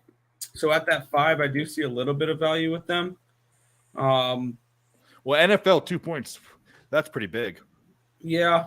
I think the play, if I would have to get involved with this game, is looking at the Texans team total under 17 in this game, because the Giants have been a really good under team so far this year. And if I lean towards the Giants, I think the stronger look is the under, especially at a 41 now, because I don't think that the Texans get more than 2 touchdowns here. I think 13, 14 points is about right for them here. So I lean towards the Texans team total under 17 if I had to get anything in this game. I don't know if I will or not. I'll probably just watch it as a fan. Gotcha. All right. Well, we'll move on to another game that I don't care about, even though it has one of my teams in it. New Orleans and Pittsburgh. I have the game at Pittsburgh at home as a 0.5-point favorite, which means I should be leaning plus 1.5. But Pittsburgh has burned me this season. I've not won. I've bet them twice, not won one time. And New Orleans is a team that's a question mark for me. I can't figure them out. That finger licker's out. And now we've got the Red Rocket or whatever the hell his name. By the way, his beard looks, for a redheaded guy, his beard looks clean. Have you looked? He's got that little gray patch, it's not salt and pepper. It's like chili flakes and salt. It's it's got the little. Anyway, his beard is clean, but he stinks. Andy Dalton is after the Cincinnati deal. He's been a disappointment. And New Orleans looks like a team that can win every game. I don't understand New Orleans. The eye test is very strange to me. I'm off this game. I'd lean Pittsburgh at home, but we'll start with Nick. What do you think? I have this game indexed at, I believe, Pittsburgh -1. Yeah, Pittsburgh -1 here. So I we're was close. higher. I was higher on the Saints heading into the year. I have them to win the NFC South, which I think that's still a decent bet at this point. I lean home dog.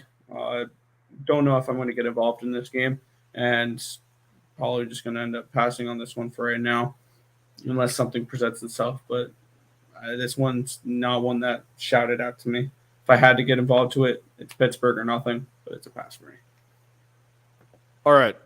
Hazmat suit, Hammerpoot, Chris, put up your dukes. Let's go. No play here. I know Dalton is but he's now the new Kirk Cousins in prime time. Absolute scum.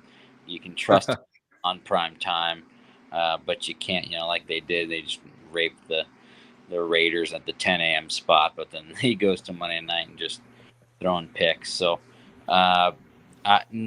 too scum. I lean Saints, but yeah, I'll let these teams duke it out. I have a bet with my buddy. He has to take me to. I talked to you, Dave. Remember Pachanga? He's going to take me to Journey and he's got Saints to make the playoffs. I said they won't. So you're going to a Journey concert? What the fuck? No, Journey at Pachanga Golf down. The golf course. I thought Journey concert. Yeah, the golf course in Temecula at the casino. So yeah, get a nice Why round. Dave, are you saying if someone tried to take you to a Journey concert, you would go your separate ways? No, I just think that's like just kind of a dorky band. I mean, this thing like this. Is Don't that one of Stop their Believing- songs next? Well, by the Yes, way, that's one of their songs. 20 years ago when I was in college, like when the bar closed, they played "Don't Stop Believing" at every bar that I went to, and now that's the song that all these college kids are playing at like football games and stuff. It's just the dorkiest classic rock band, Journey. It's the Anyways. ultimate white person belt out song. It is. They're the person that grew up in that era. Because my mom grew up in that era. They're the ultimate person that grew up in that era that liked dorky music. Is Journey. But anyways, but the golf course named Journey. Temecula has great wineries. Has a fantastic casino. They don't like me very much. I've gotten kicked out of there 3 times. Good job. Which is another story for It's another a time. compliment. It's a No, compliment. it is actually a very big compliment, but I'm not saying it on the show. You guys can kind of guess why I might get kicked out, but you'll probably be wrong because it wasn't for being belligerent. I was very cooperative. I got kicked out once too. Were you winning too much money? In a different way. We're not going to talk. I got you. We're not going to talk about it. We're not gonna- I got you. I got you. It's the only property in the United States that I'm trespassed from. That if I show up, they'll arrest me. It's the only one, and I haven't been there in 6 years because of it. But it's not for anything that I did illegally or belligerently. But they have some great golf courses. I've never played there, but I I've put in the seen private chat. Am I right? let me see. Private chat. Yeah. Yeah. 100%. Okay, that's what I figured. Yeah. Yep. Yep. 100%. Anyway, That's what I was referring to when I said, "Is it sweet?" I was referring to that one movie where they had the words. yeah. all that- We're done with this Move on. conversation. We're done. Who are we on, by the way? I got totally derailed. We're on Tim. Go ahead. Do you have that one cutaway that's 1-800-GAMBLER? No, you haven't sent me that one or the All right, Michael Jordan. I would click Kitson Hill. that button and then I would move on. These two teams suck. Yeah. I know Nick was high on the Saints. They suck. Nick was higher on the Steelers and I was not, and they suck. Both these two teams suck. This game's gonna suck. I'm not gonna do it. That's You enough suck. sucking. What we need to get to these comments. she What are we said. saying? Doesn't your hair go white like that after? No, you get old, and if you do a lot of drugs and drink a lot, like all of us do, not necessarily him, but your hair goes white. Anyways, Dave, stop believing years ago. I stopped believing at birth. All right, Nathan, you're banned. The best Mexican food is made by old female Mexican women. I wouldn't disagree. Correct. Correct. Okay. And well, it's from a food truck. actually, it's from Southern California. The best Mexican food in America, by the way. Jerry Rice. I like Okay. my authentic Mexican food from this place called Taco Bell. Taco Bell, Taquito Bell. All right, LJ. What What do you think about the Saints and the Steelers? Under is what I think about.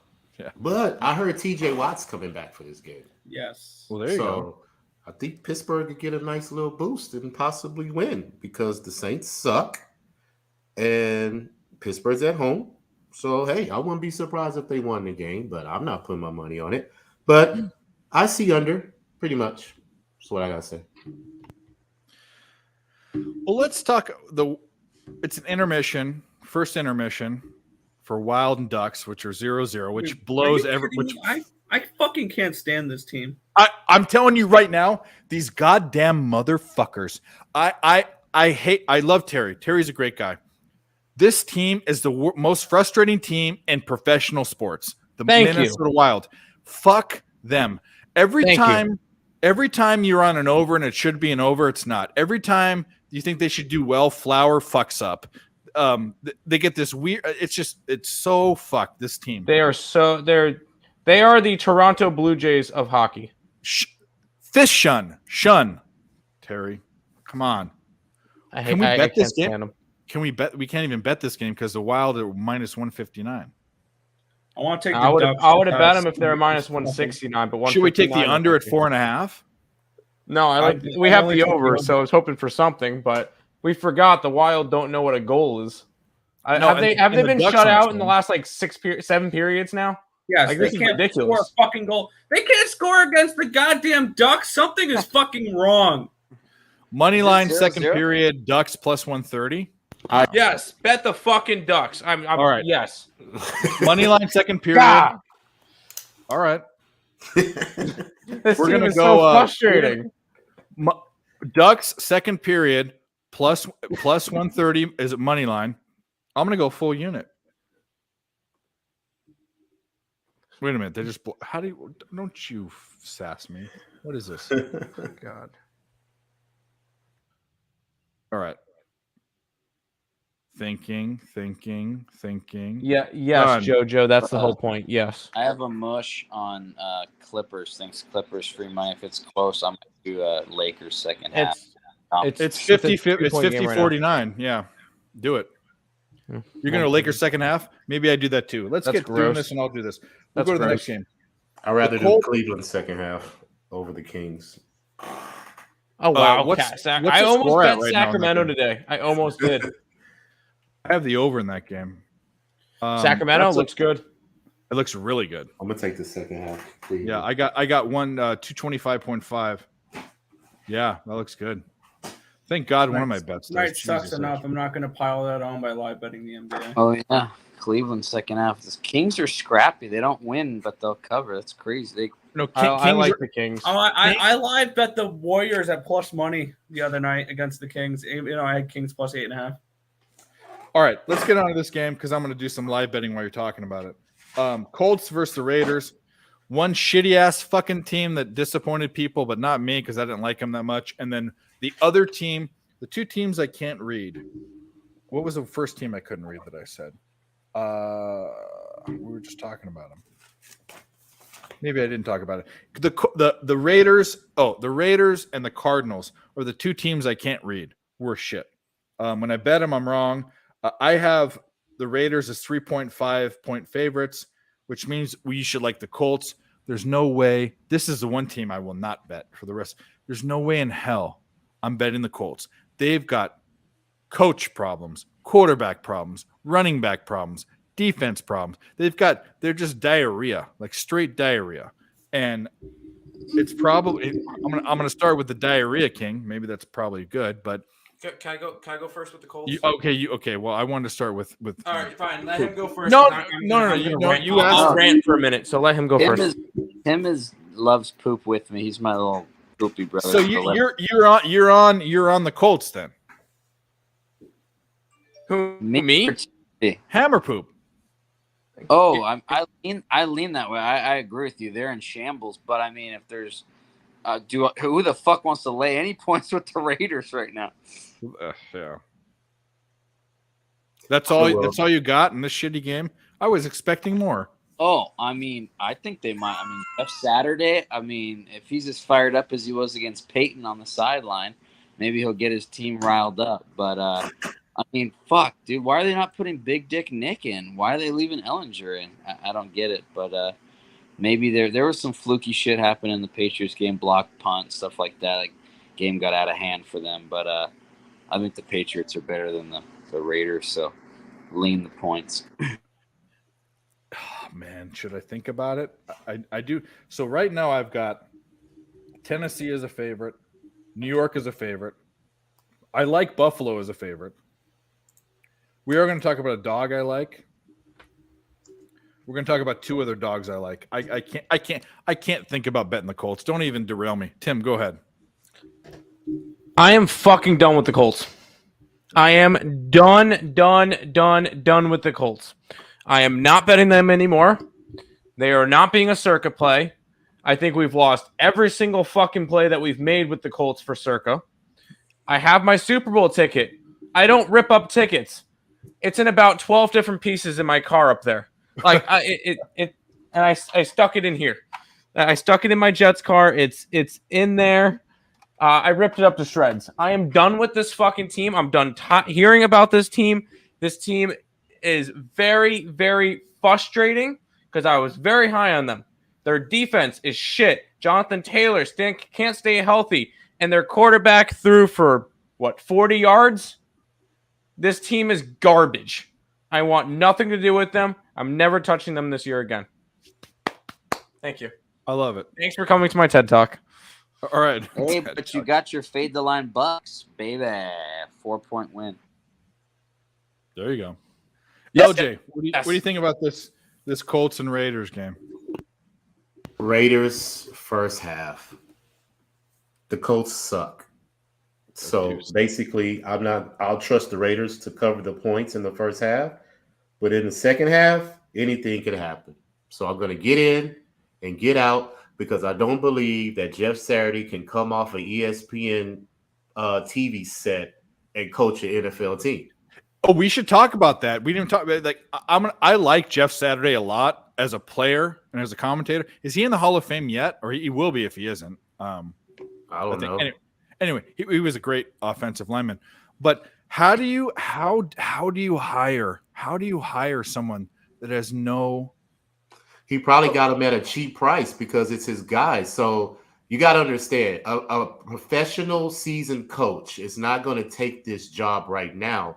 Correct. Knowing that he's not going to pay him enough as well. He probably gave Saturday maybe $1 million, something like that, to come in, play babysit for the rest of the year, and we'll figure it out at the end of the season. He might have given him a little more because his TV I don't know if his TV contract is $1 million, but I agree with that. It's cronyism, but I like Jeff Saturday. I think he has like high school head coaching, whatever. I can remember my high school head coach was like a 5'7" leprechaun looking motherfucker.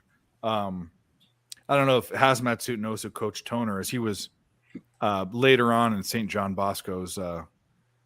Coach Turner was the coach when you were there. But anyway, the Survey coach for 30 years was a little fucking. Anyways, we won't go there. Nick, you didn't go yet.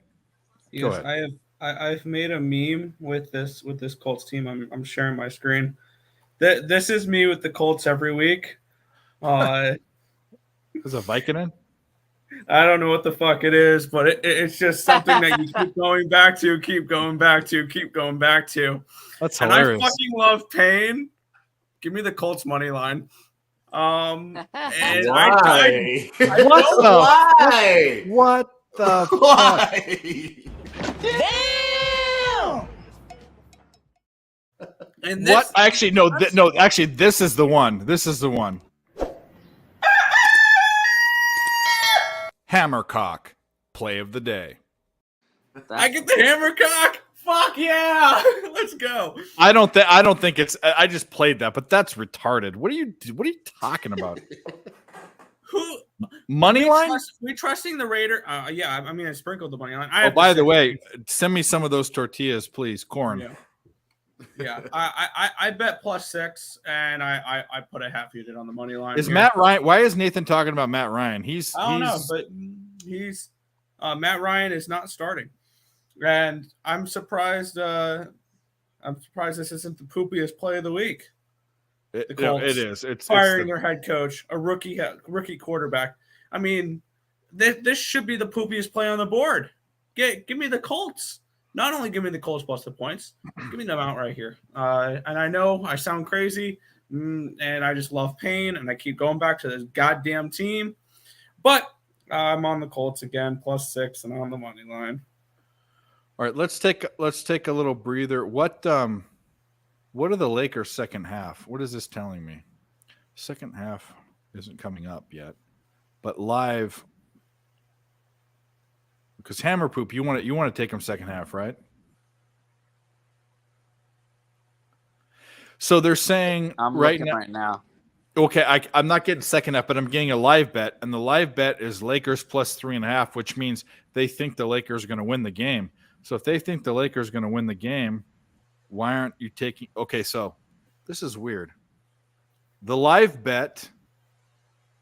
Wow, the live bet is +3.5 for the Lakers, which would mean they win the game, right? But the money line is +150. So if the book is saying that they like them at 3.5, why aren't you, instead of -115, why aren't you taking the Lakers to win? I'm taking the Lakers to win. Does that make sense to you guys? You understand what I'm saying? Like, it's 52-54. They're down 2 points. The second half, or the game line is +3.5, which means the Lakers would win the game. Oh, wait a minute. No, it's not. No, I'm wrong. That's not second half. If it was second half, that means they win the game. No, it makes sense because the second half is +1.5, which would be +3. There you go. That's what this is why we need this. I'm not looking at second half. I'm looking at the total game. That makes sense. So second half's +1.5, which means they lose, which means the Clippers money line is the play, but that's -180. Should we just do Lakers to win the game? Should we do it? Seems pretty poopy, right? Well, I mean, it's horrible. It's absolutely. Let's look at before we dive into these other 4 games. I just did Lakers +1.5. Let's look I at. can get 3.5 with the Lakers, -115, +150. But no, that's the total. The game. He's talking about second half. Second half. Okay. It's the same. It's 1.5, so it's the same. Yeah, it's the same deal. What? Let's look at the line a little bit. The box score. LJ's right though. That's weird. The Cleveland's down by 11. They're only -5 second half, so they were -4.5. So you can get them at a pretty discounted price. James is 16. Do we think the Lakers win this game? Paul George is going off. He's got 19 already. Yeah, but fuck that guy. Anthony Davis says so. Anthony Davis is 5 for 9. LeBron James is 6 for 9. Westbrook's 3 for 10. Go figure. Fuck you, Westbrook. Paul George is 8 for 11. You know what? I'm betting the Lakers to win.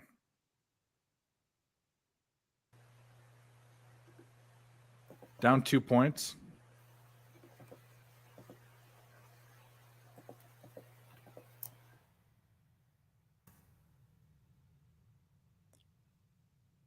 Thinking. Done. All right. Back to NFL.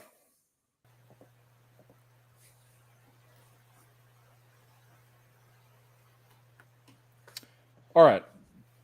4 more games. This is a game that we talked about briefly that is really, really crappy. And I've been on the Cowboys a bunch this season. Not this game, though. I have the Cowboys as 1.85 point favorites. The books have Green Bay getting 5 points.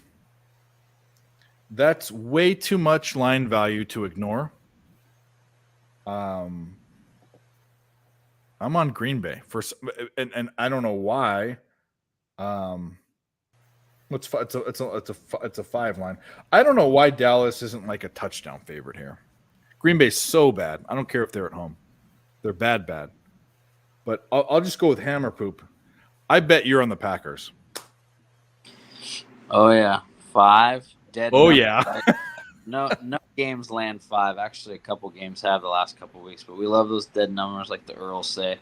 Those lines have been so fucking good in the contest. I feel like they're like 80, 90%. Like Those the lines- 5.5. Yeah, they're Yeah, awesome. last week they went 1-1. Bears covered, but the Colts didn't. But yeah, so I lean. Yeah, pretty good value here. I could see I don't know if the Packers will win, but hopefully if they lose, it's by like a field goal or something. Hopefully they play better. I mean, fuck, is Rodgers gonna go? When have you ever seen him throw 3 picks, let alone inside the red zone, like inside the 3-yard line? Holy fuck!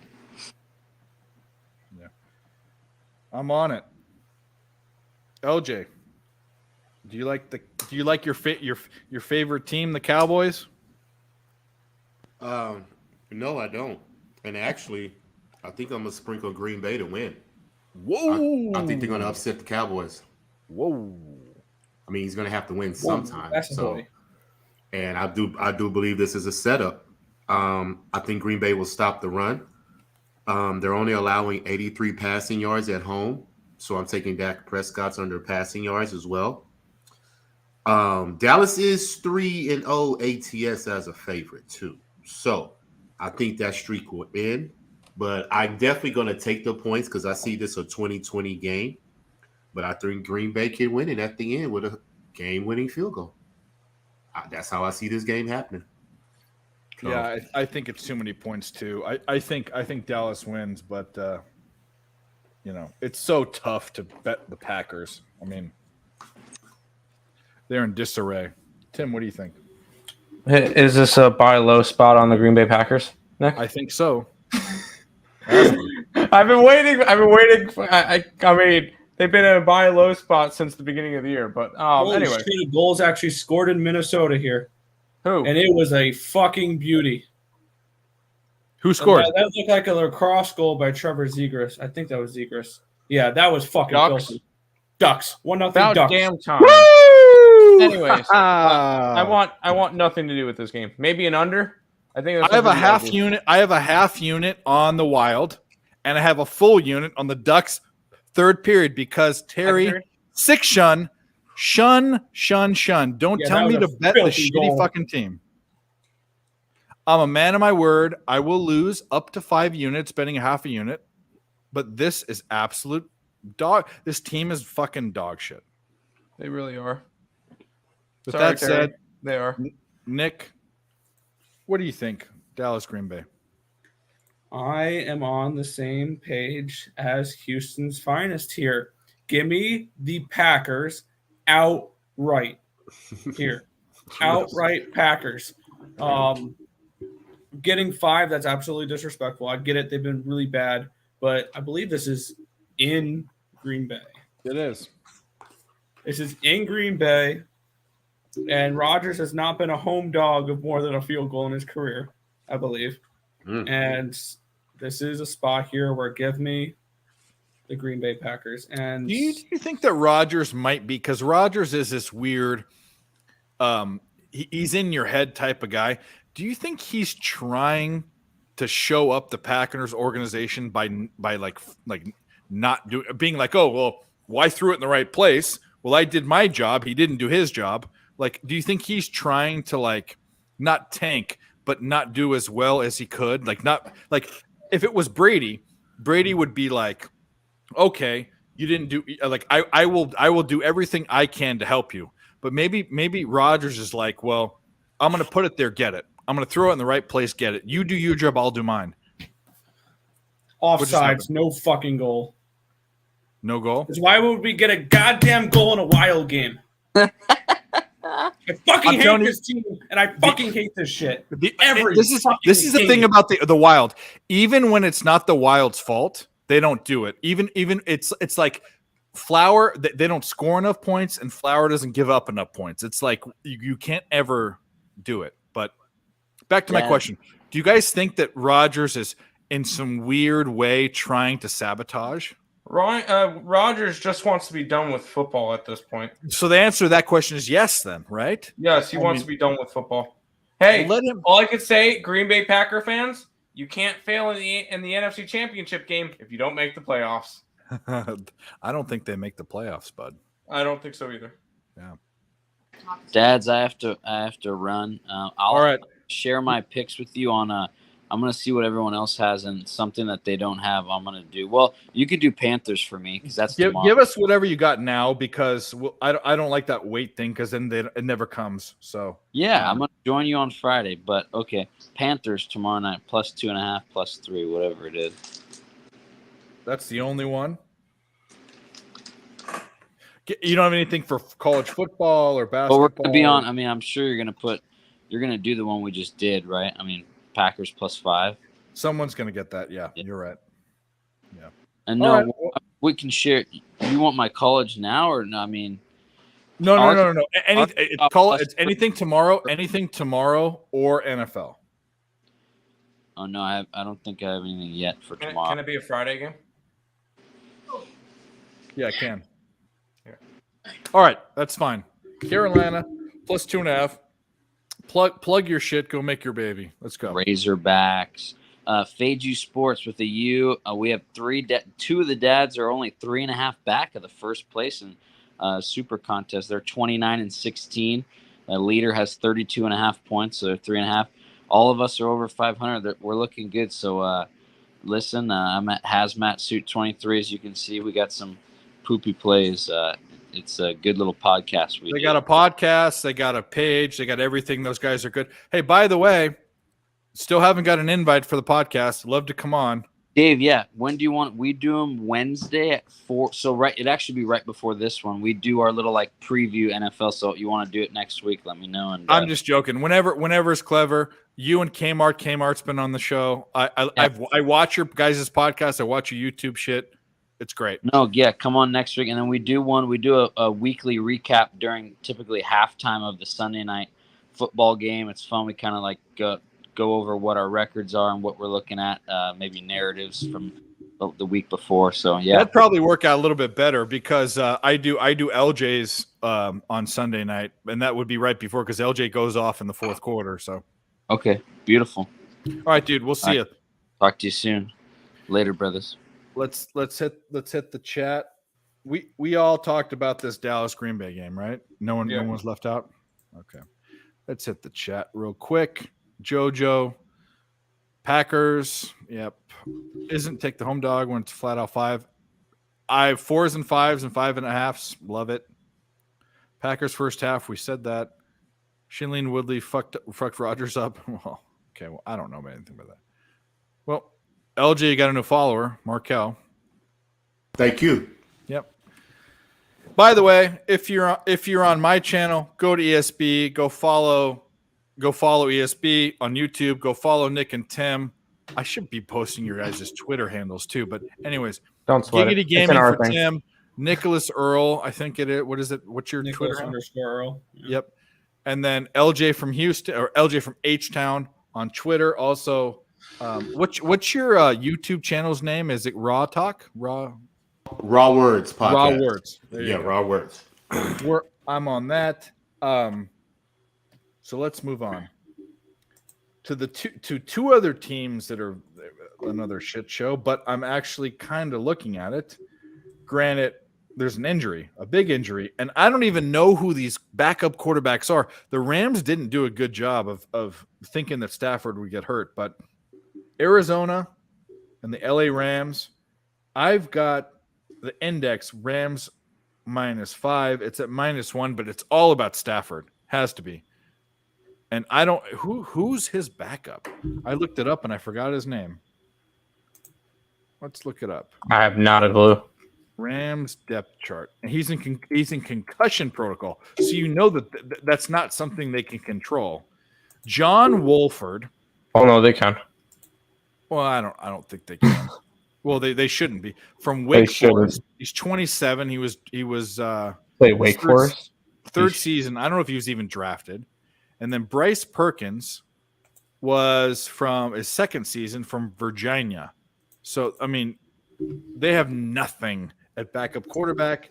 Their offense is a bit abysmal anyways. I should be leaning Rams Stafford, even if hopefully Stafford plays, but if he doesn't play, maybe this is a Cardinal spot, even though I hate the Cardinals. I don't know. Nick, what do you think? There's an injury. Wait, what? Stafford Isn't hurt? Stafford hurt? He's concussion protocol. I had no idea about that. Had no idea about that. Well, you know how I figured this out was when I index, you index stuff, so you know this. So when I index it at 5 and I see when I see 4 points of value in the NFL, I say, "Whoa, what happened?" Let's look it up. Yeah, I have the Rams as 4.5 point favorites. Yep. So our index is usually pretty close. Stafford injury. Let's look it up. I don't really think it matters because the Rams are just trash. Well, it doesn't. It doesn't because Arizona's not that great. Rams QB and proto. Okay, so here's the deal. 8 hours ago on SB Nation, there's a bunch of Rams QB Matthew Stafford enters concussion protocol, putting Week 10 status in doubt. So he's doubtful. That makes sense, but their quarterbacks are nothing burgers. I've never heard of these guys. I mean, yeah, no.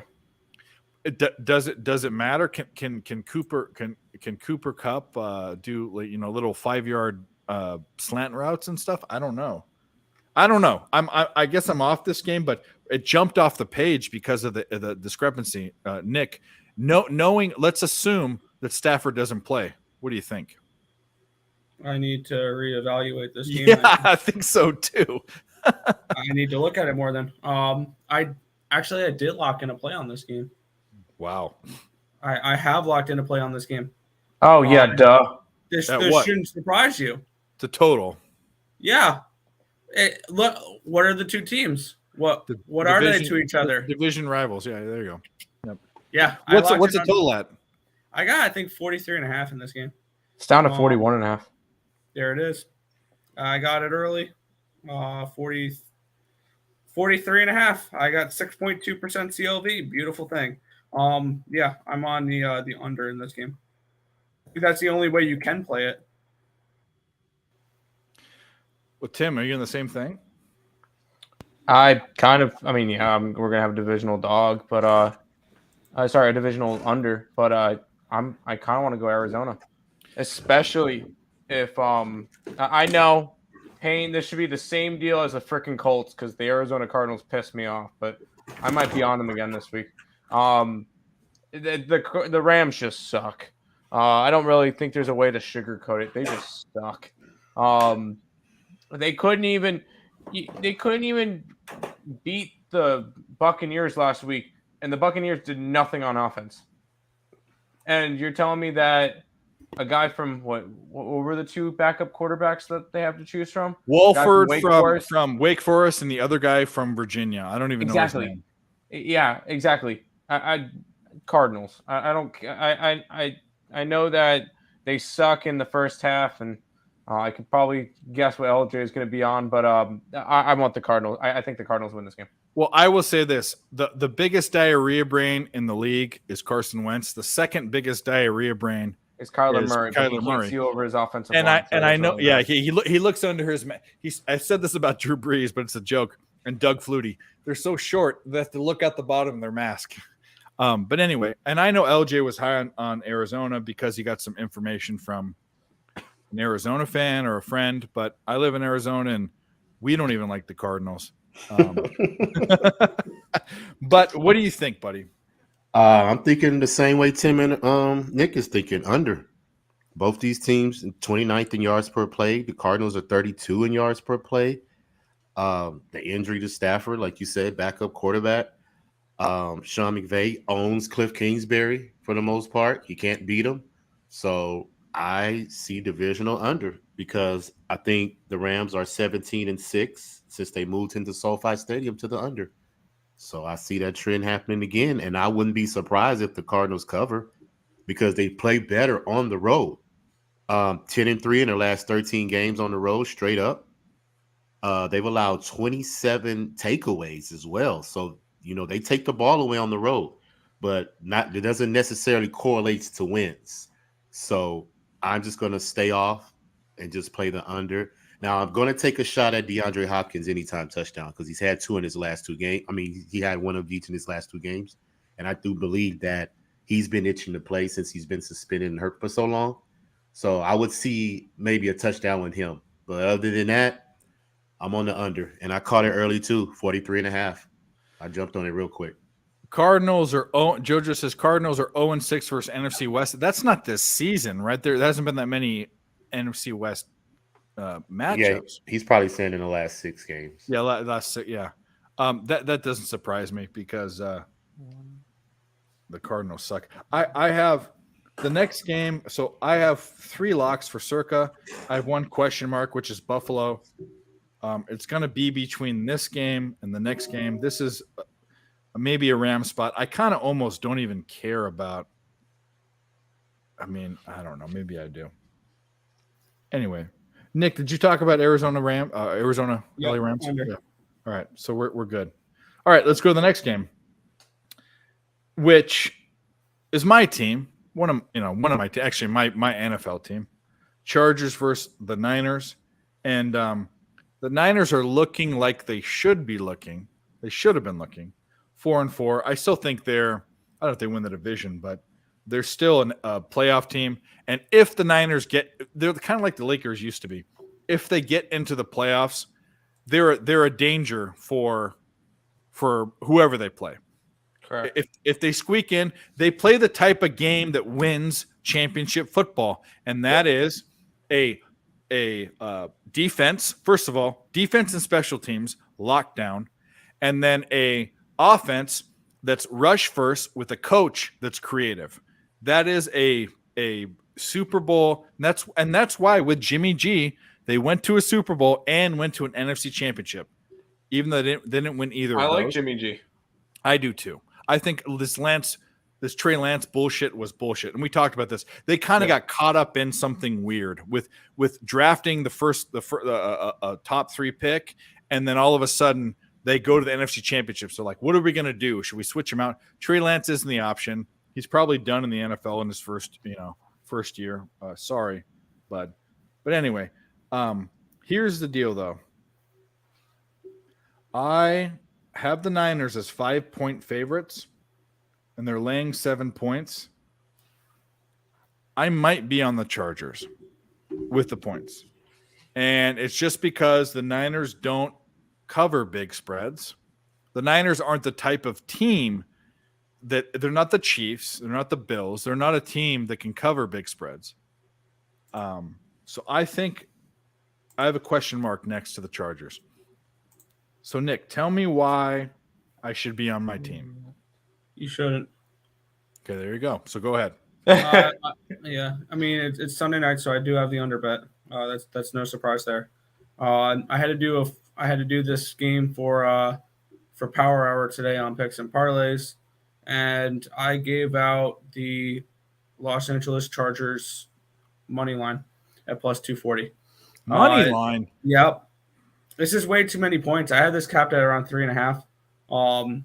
So this is way too. Obviously, plus 7 is a bet for me, and definitely interested in. And I put half a unit on the money line as well. It's a primetime dog. Sometimes some fluky shits happen. Fluky shits happen on primetime games. We see dogs win often. Dogs cover a lot. Unders hit. So I think this is a low scoring game. This feels like it potentially could be like that Niners Broncos game from a few weeks ago, where it was an ugly game, low scoring, and I think that the dog is very live in this one. So I'm on the Chargers and the under here. All right, Tim, anything to go against that? No, I'm not going to pull the trigger on the money line, but yeah, no, I think the Chargers plus the touchdown it could be a decent play. It's just, and we'll be on the under because it's a primetime game, and we're going to keep riding the primetime unders, but kind of lean Chargers. This is one of those that it's kind of, I don't know. The Niners should be a lot better than they are. I feel like the Niners are one of the top teams. Their record or their team? Their record should be a lot better than what they are. Agreed. There was some. I think they're a lot better than they are.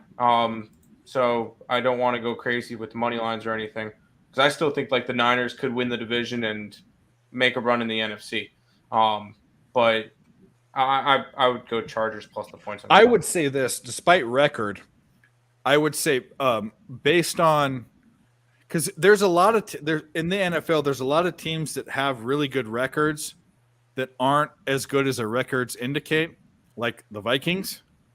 And there are a lot of teams that are better than their record indicates, like the Niners. I think the Niners, to me, and this isn't a homer pick because I picked the Rams to win this division. I think the Niners are the best team in the division, the best football team. And if you put the Niners in the Super Bowl versus the Rams, they'd win. If you put the Niners versus the Seahawks or the Niners versus the Cardinals, it doesn't mean that. And right now the Seahawks are winning, but I think the Niners are still by far the best team in this division, in my opinion. Yeah. Right. Well, this year obviously it's them and it's the Seahawks. As fucking crazy as that sounds, It's an anomaly. The Seahawks are an anomaly. There's no way that you put the Seahawks and the Niners in a championship game and the Niners don't come out ahead. 100 games you play and it's probably 60-40 or 65-35. Yeah. Anyway, LJ, what do you think? Chargers, Niners, primetime game. I think I'm leaning Chargers as well with the points. The 49ers, they only average 9 points in the second half at home. So if they come out to a good lead, I don't think they'll be able to score in the second half. Meanwhile, the Chargers average 17 points on the road in the first half, average 10 points in the second half. So that puts you at 27. And I got the 49ers at 22. So I see the Chargers winning the game in the second half. They are 4-0 ATS on the road on the year. And I will be on Justin Herbert's pass completion prop because the 49ers are allowing 27 pass completions at home. Justin Herbert is averaging 29 pass completions. He's averaged 28 on the road, and he's averaged 30 pass completions in the last 2 weeks. So he does a lot of passing because they can't run the ball. So I'm going to be on Austin Eckler's under rushing yards because the 49ers only allow 68 yards on the run at home.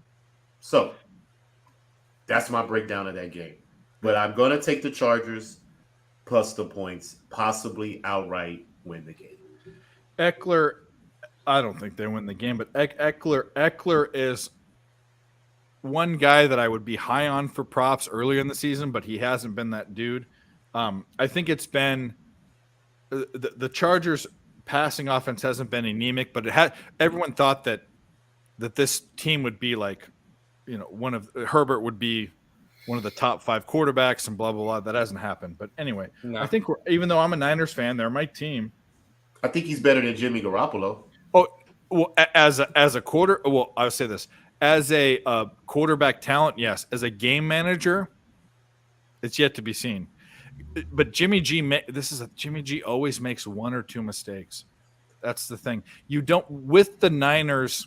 You could put Case Keenum into the Niners system, and they'd still be a playoff team. It's a system team. It doesn't matter who's there. Trey Lance screwed the system up because they tried to make him like Lamar Jackson or whatever. And that's not. They put Mac Jones in. Put Tom Brady. Hey, Tom Brady, come back home. You're from the Bay Area. Put him there. Hand the ball off. Hand the ball off. Throw screens. Hand the ball off. Throw screens. Throw one shot down the field. That's all they need. How ironic would it be if Tom Brady stole Jimmy Garoppolo's job? It would be great. I would love it. Love it, love it. You want to know why? Because the best game manager in the entire history of the NFL is Tom Brady. Yep. There is not one team in the entire NFL that only needs a game manager, and that's the Niners. Put a game manager. Don't put Trey Lance there, this young kid. They made a big mistake. We've talked about this ad nauseum. Anyway. Yeah. Monday night. A game. Again, why the fuck is this a game that we should care about? Primetime. Washington, Philadelphia. If you weren't high on the Eagles, like LJ and I were, it still wouldn't matter because the Washington Commanders, Redskins, Eskimos, whatever the fuck they are not good, and they're even worse than people probably thought. So I have, but the thing is, I have Philadelphia as 11-point favorites. It's at 11.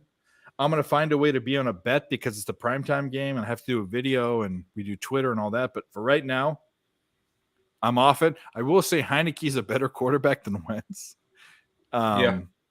Wentz's diarrhea rate. Heineke actually is kind of showing some like leadership and different stuff. Like when you look at him, like he's all fired up, and I mean Heineke deserves that starting role, I think.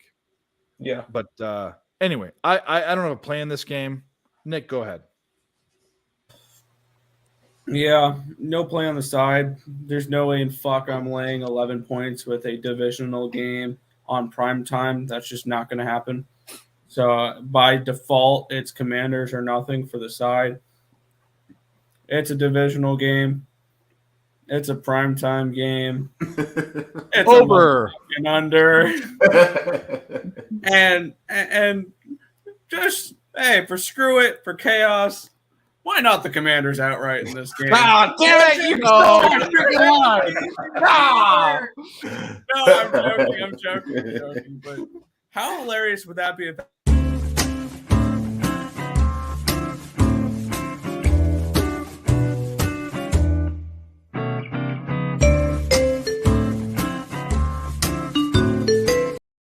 LJ didn't get the lean. LJ doesn't do the lean.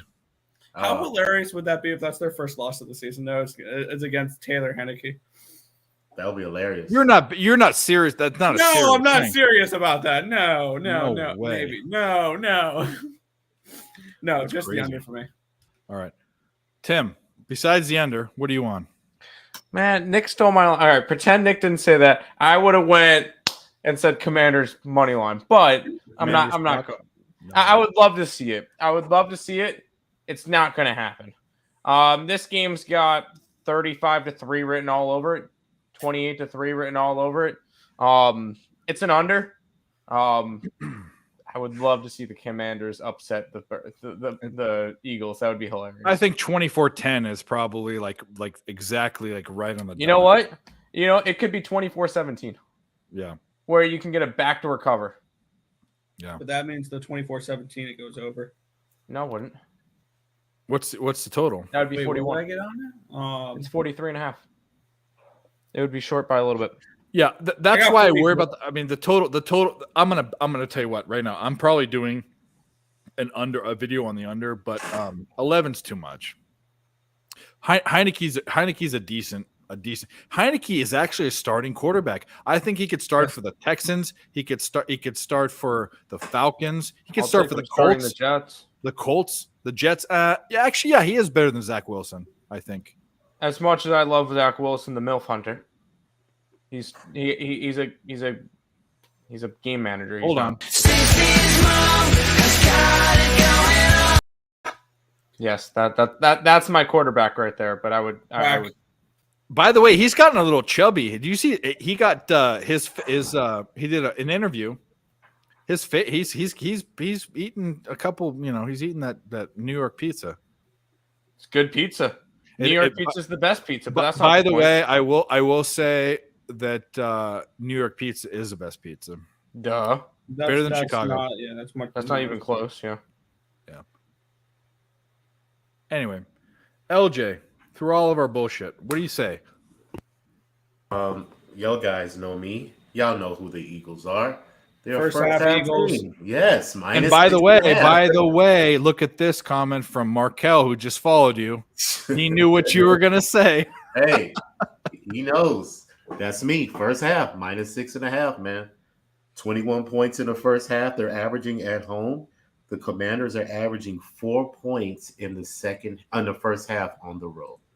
That's 21-4 right there, first half. So I'm getting in and I'm getting out. Oh, the Ducks scored a goal? Ducks scored. Yeah, I'd say Quack. Yeah. Honestly, fuck the Wild at this point. I hope the Ducks win. I told you. The Sorry, over- LJ, I'll interrupt you. I want the Wild to lose how many more games in a row? So I have to get to 5 units. I want them to lose 3 more games so I can get off this fucking bet that I'm So on. that's the bet. They have to lose 5 in a row for you. No, my bet is this. So Terry, Terry, Yeah. this guy. Hold on. We can shun him 7 I'm times high. because he told me he was. I go on his show all the time, and he just I'm actually very high. he just wants to go high and fool around with his dog and do his shit. But anyways, he had stuff to do. Anyway, the bet was this. I'm not an NHL guy, so I said, "Oh, well, I know more about NHL in the '90s because of ESPN, but now I don't know anything." Mhm. He goes, "Oh, the Wild were a winning team." I said, "Okay, I'm going to bet half a unit." They said at the end of the season you'll be a winning. Okay, I'll bet half a unit every game, and I have. Okay. I'm down half a unit. I'm down over 2 units, which is more than 4 bets. Okay. I said if I get to 5 units, which is 10 bets, Okay. I'm off this roller coaster. Okay. So this game would put me over 2.5 units if they lose. I told Terry I want the Wild to lose every game until I get to minus 5 units so I can be off this bullshit because Okay. they are not good. They are not good. Well, that's what I get for following a trend with Anaheim, giving Yeah. up 5 goals. Well, well, here's the deal. I'm on the Wild full game, which I still can win half a unit, but I'm on a full unit, the Ducks in the second period. So no more goals. yeah, I feel you. Yeah. Looks So promising. you're on the first half. yes, Philly. Eagles first half for sure. That's my lock of the week, of course. By the way, if you listened to me about that, you would have never touched the Wild. I know, but you know what? We do I have these a things. ticket for them to miss the playoffs under 99.5 They're points. so bad. They basically Terrible. have one guy. They have one guy and a horrible goalie. None of their other players He are shit. happens to just be playing well for a couple games because he's playing bullshit competition. I sure hope you play well against the Habs and the fucking Blackhawks and And then they give up a ton of goals for like 5 games, and then you're on the trend. Okay, I'm on the trend of the over, and then they don't score goals in 2 games straight. Like, what is going on? That seems a mess. Anyways, all right. So for circle plays, I've got my circle plays. This is the first time this season that by Holy Wednesday I have shit. every circle.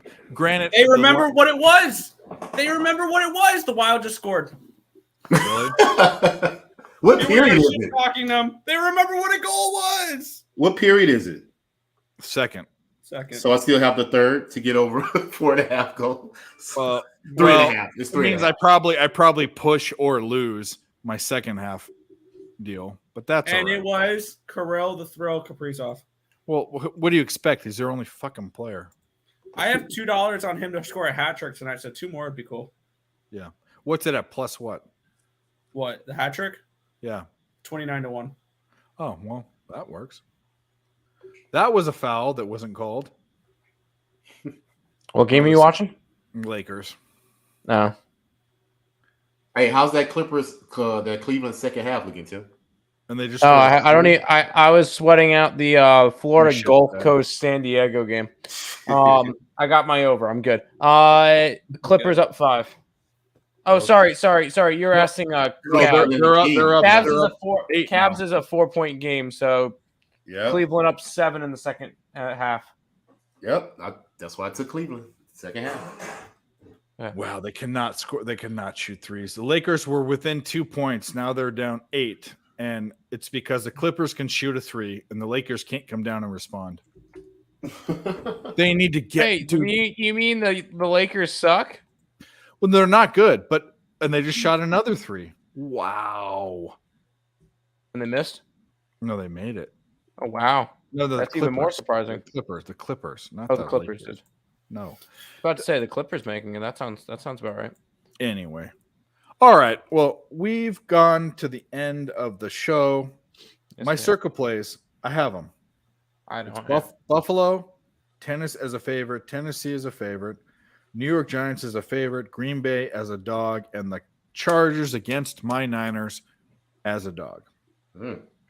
Nice. So we're going to, and by the way, I don't care what anyone says, and LeBron just scored a 3. Can they win this game? They're down by 9 points going in the fourth quarter. I don't know. Here's the deal. If you can't bet against your team, if someone says I'm a handicapper and I'll never bet against my team, but I'll not bet them, question marks. Anyway, all right, we're at the point of the show where we've wound down and we need picks. So we'll start with LJ. LJ, you can give anything for tomorrow or NFL picks with things that have actual odds.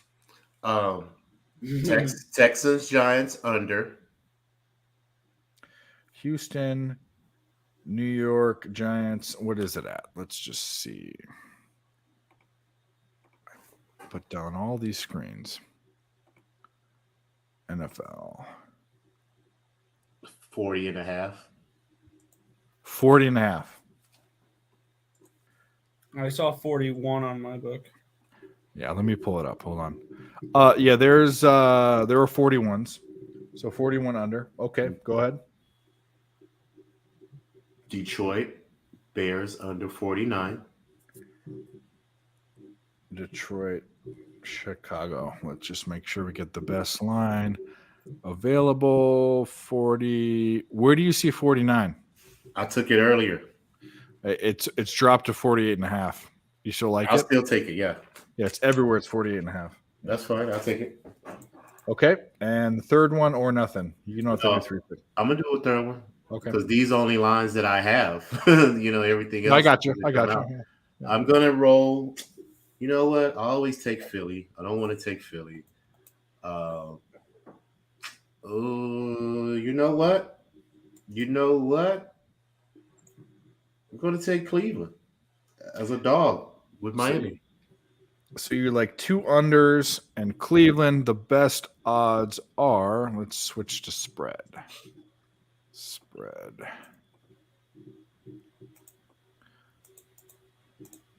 Plus 3.5 at minus 105. Yep. Love it. Sounds good to me. All right. Nick, you're up. What do you like? Anything tomorrow or Sunday? What was that? Be thinking?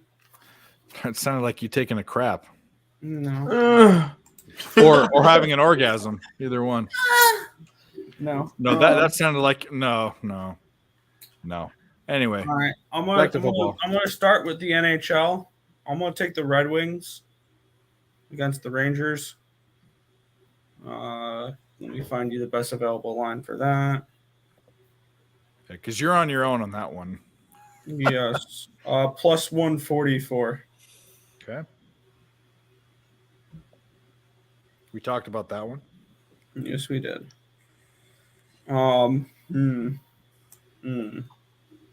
These noises are creeping me out. Can you just give us your picks? What is going on? I'm thinking Blackhawks. Blackhawks? Yeah, let's do it. Yeah, Blackhawks money line. Plus 232. Wow, that line's dropped. I got 249 with them. Against the Kings. The Kings, Monty Python. Yes. Yep. All right. And then we'll stick with the NHL here. I'm going to go Sharks Blues over 6 minus 105.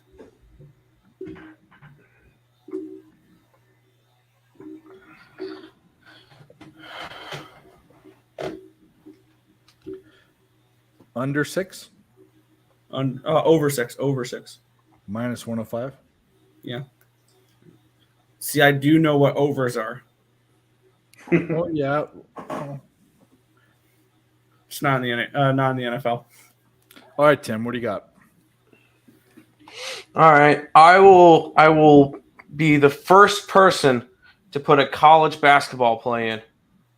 And it's going to be Appalachian State minus 4.5. What are the odds at? Minus 110.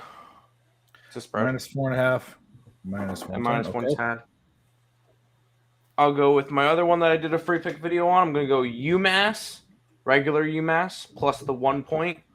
Because it was plus 1. UMass Amherst, not UMass Lowell. It's just the regular UMass. The Minutemen. The Minutemen. Yes, Minutemen. Yeah. Not Lowell. Lowell Okay. is they're I don't know against what they are. Columbia. And then I'm going to do a college football for Friday night. because Okay. by the time it starts, we'll be on the show, Yep. and I'm going to grab my East Carolina Pirates plus 5.5. There's my 3 plays. All right. So, should I do all NFL or not? Because the only really play I like is the Flyers. That's the only other non.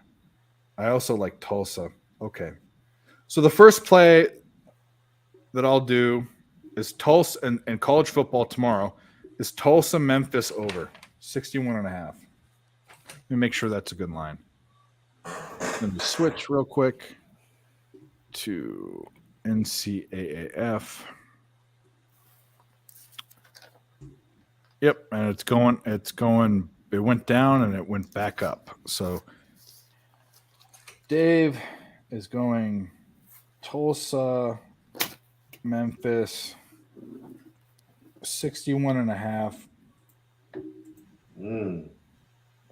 over -105. Then we'll do 2 NFL. What game do you have on, LJ? I'm watching the Lakers and Clippers. That's what I figured.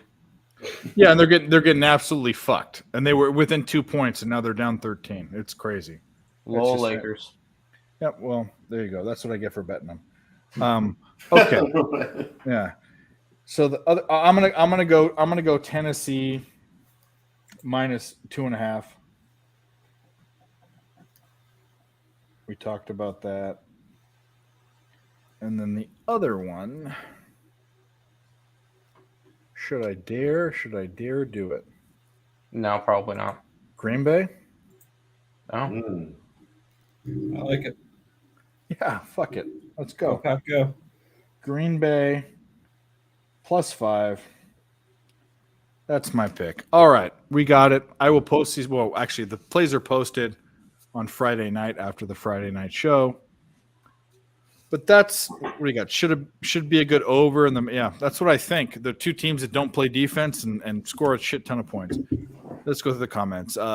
Give me Indiana Hoosiers for Woodshed, Woodshed, for a Woodshed, for the Woodshed. Against Ohio State. Yeah, Indiana's against Ohio State this week in football. Unless they're talking Yeah, basketball. we're talking. I am way. Oh, basketballs.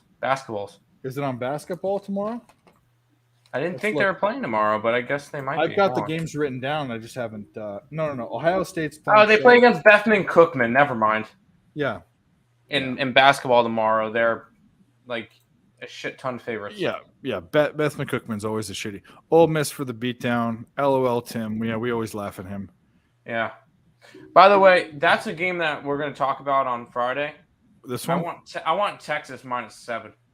I'm not even there. I'm not even there with my index. I don't care until I do it. I have to index 1, 2, 3, 4, 5, 6, 7, 8, 9, 10, 11, 12, 24, 5, 6. I don't really think it matters. I have to index 30 basketball games after the show, so that's what I'm going to do. Yeah, I already did all those. If you want to talk about them afterwards, we can. But No, we talked about it before you got on, I think. Or no, you were here. we're here for a little bit, yeah. Yeah. No. I need time alone to do them. We'll talk All right, about you it do that. tomorrow. Anyway, all right. We'll end the show with that. We gave our picks. We had the dudes come on. We'll start with LJ. LJ, plug whatever you want. You're everywhere. I mean, shit. Hey, I try to be, man. You know, You should be. Because I'll tell you this right now. These three guys are part of a very small circle of people that I think are, I mean, and I'm very critical, but these are three of my favorite cappers. They're all different in what they do. Even though Nick and Tim are twins, they're very opposite in a lot of things. But I would say that LJ is probably one of the biggest deep dive guys that I know, and I love it. So go ahead. Oh, appreciate that. Yes, you can find me on Twitter at LJ Sports Media, or you can type in LJ from H-Town. It'll come up however you want to put it in. You can find me on Pub Sports Radio throughout the week. I will be with Jimmy this Sunday, breaking down the NFL games, and I will be with him next Wednesday, breaking down the NBA card because the Dallas Mavericks will be in town playing the Houston Rockets. Oh, So, there you go. There you yeah, go. I'll be breaking down that whole card. Tune into my prop show that I started yesterday on YouTube, Raw Words Podcast. Like, subscribe. I will do a show every single week, breaking down props, keying in on players that have advantages against the teams that they're playing throughout the week. So I'll give you a broad analysis of what I see the mismatches are, because I already made a promise. I'm not taking any sides until December. Like, I may take a first quarter or a second half, like I just did Cleveland versus the Kings. But as far as a full spread side for a game, I'm not going to take it. Too many injuries, too much uncertainty. You never know who's playing. You got to wait 30 minutes before tip off to find out who's going to be ruled in. So it's just too much stress for me to try to figure out a side when I could just key in on one player, because I know he's going to do his job. You got to depend on the other 4 players to do their job for a team to win. And I don't feel like stressing over that right now. So let's just stick to the props. So I do it on Tuesday nights because that's usually a short card for the NBA. So Tuesday nights, follow me, Raw Words on YouTube. Wednesdays tonight on Nerd Talk with picks from Days, of course, every Wednesday, breaking down NFL. And hopefully I can get back on Earl Sports with my guys on Saturday as Anytime, well. just shoot a message. So yeah, I try to be everywhere, man. I'm trying to make myself known, give out plays, and everybody can cash because we're not trying to be stingy with the money. It's us against the bookies, like Jay Money say. So hey, No, that's what this whole thing was about. That's why I don't put who picked what. I don't give a shit. It's all, we put it into a pot and we go at it because there's nothing else. And we didn't. I don't know if we want to talk about this, but there's nothing I like more. And this started before my story of taking money from casinos started way before I became a handicapper as an advantaged player. And that just gave it away. But there are other things that I do. They don't give a shit about you. And you know what? When you go to an Indian casino in Southern California, in a place that's impoverished, a really crackheads and whores that are trying to proposition you, and your minimum bet on the blackjack table is $25. These guys only have $15 in their pocket. That's bullshit. These casinos don't care about you. These books don't care about you. We need to take all of their fucking money because they don't care about you. So it's us against them. And guess what? They have all. Here's the thing. I'm a winning sports bettor. I've won 80 units this year. I'm going to update my thing. And I don't have a computer. I don't have algorithms. I'm better than you are. And these guys are better than you are too. So we're going to take your money, you motherfuckers. But anyways, Tim, go ahead. Yeah. ESB show every single day. I'm currently looking at the standings on EarlSportsBets.com. We're number 1 in NHL, 84 and 82 this year, up 11.95. And then I like to one NHL, you guys are fucking killing it. NHL, Nick's killing it. And I like to one up them because in NBA, we're also number 1. And it's 68 and 59 up 15 units. So I'm beating Nick by 3 units right now. So ha. No, okay. It's back and forth. At least we're both way up in the sports. College basketball just started at the finish of the night. 20 and 21 down 2.65. It's 3 days in. I'm ready for it. I'm ready for the full season to really get into everything. We'll end up having a really good year. But you guys can check all that stuff out, earlsportsbets.com for any of that or anybody else that's on there. Because I know if I go to hottest cappers, I believe Terry's number 2 in the last 7 days. Sean him, but number 8. But he's been doing phenomenal as well. So both of us up there, both of us making a bunch of money. Check us out. ESB show at 10 and game time at 5 o'clock Eastern, Mondays through Fridays on that one as well. But we're also everywhere. We're on a lot of shows. But make sure you guys, most importantly, check out Dave. Picks from Dave. Check him out. If you haven't subscribed to him already, I don't know what you're doing. Just go and do that. Yeah, what the fuck are you doing? Just kidding. Yeah, exactly. All right, Nick, anything else? No, Nick from Getting Wild with Terry and Friends. Oh, of course, yeah. from Getting Wild with Terry and Friends. I'm on the leaderboards on there as well. I'm just kidding. On the leaderboards. I mean, all you have to do is put in one play and you're on the leaderboards there. So yeah, I'm on the leaderboards there. Exactly. God damn it. Well, he's up in every sport except for NHL, which is his. That's what's so funny about that. The show is. The show, yeah. Yeah, Anyway. so yeah, Tim got it all. All right, cool. All right, we're gonna end this, guys. Go like and subscribe to Raw Words, to LJ from H-Town on Twitter, from Giggity Gaming, from Nicholas_Earl on Twitter, to Earl Sports Bets. Go, if you haven't hit the like and subscribe and you're on my channel, the 5 people that are there, go do it right now. And I'm Picks from Dave everywhere. Thanks for watching, guys. Good luck at the window, and we'll see you on Friday, same time.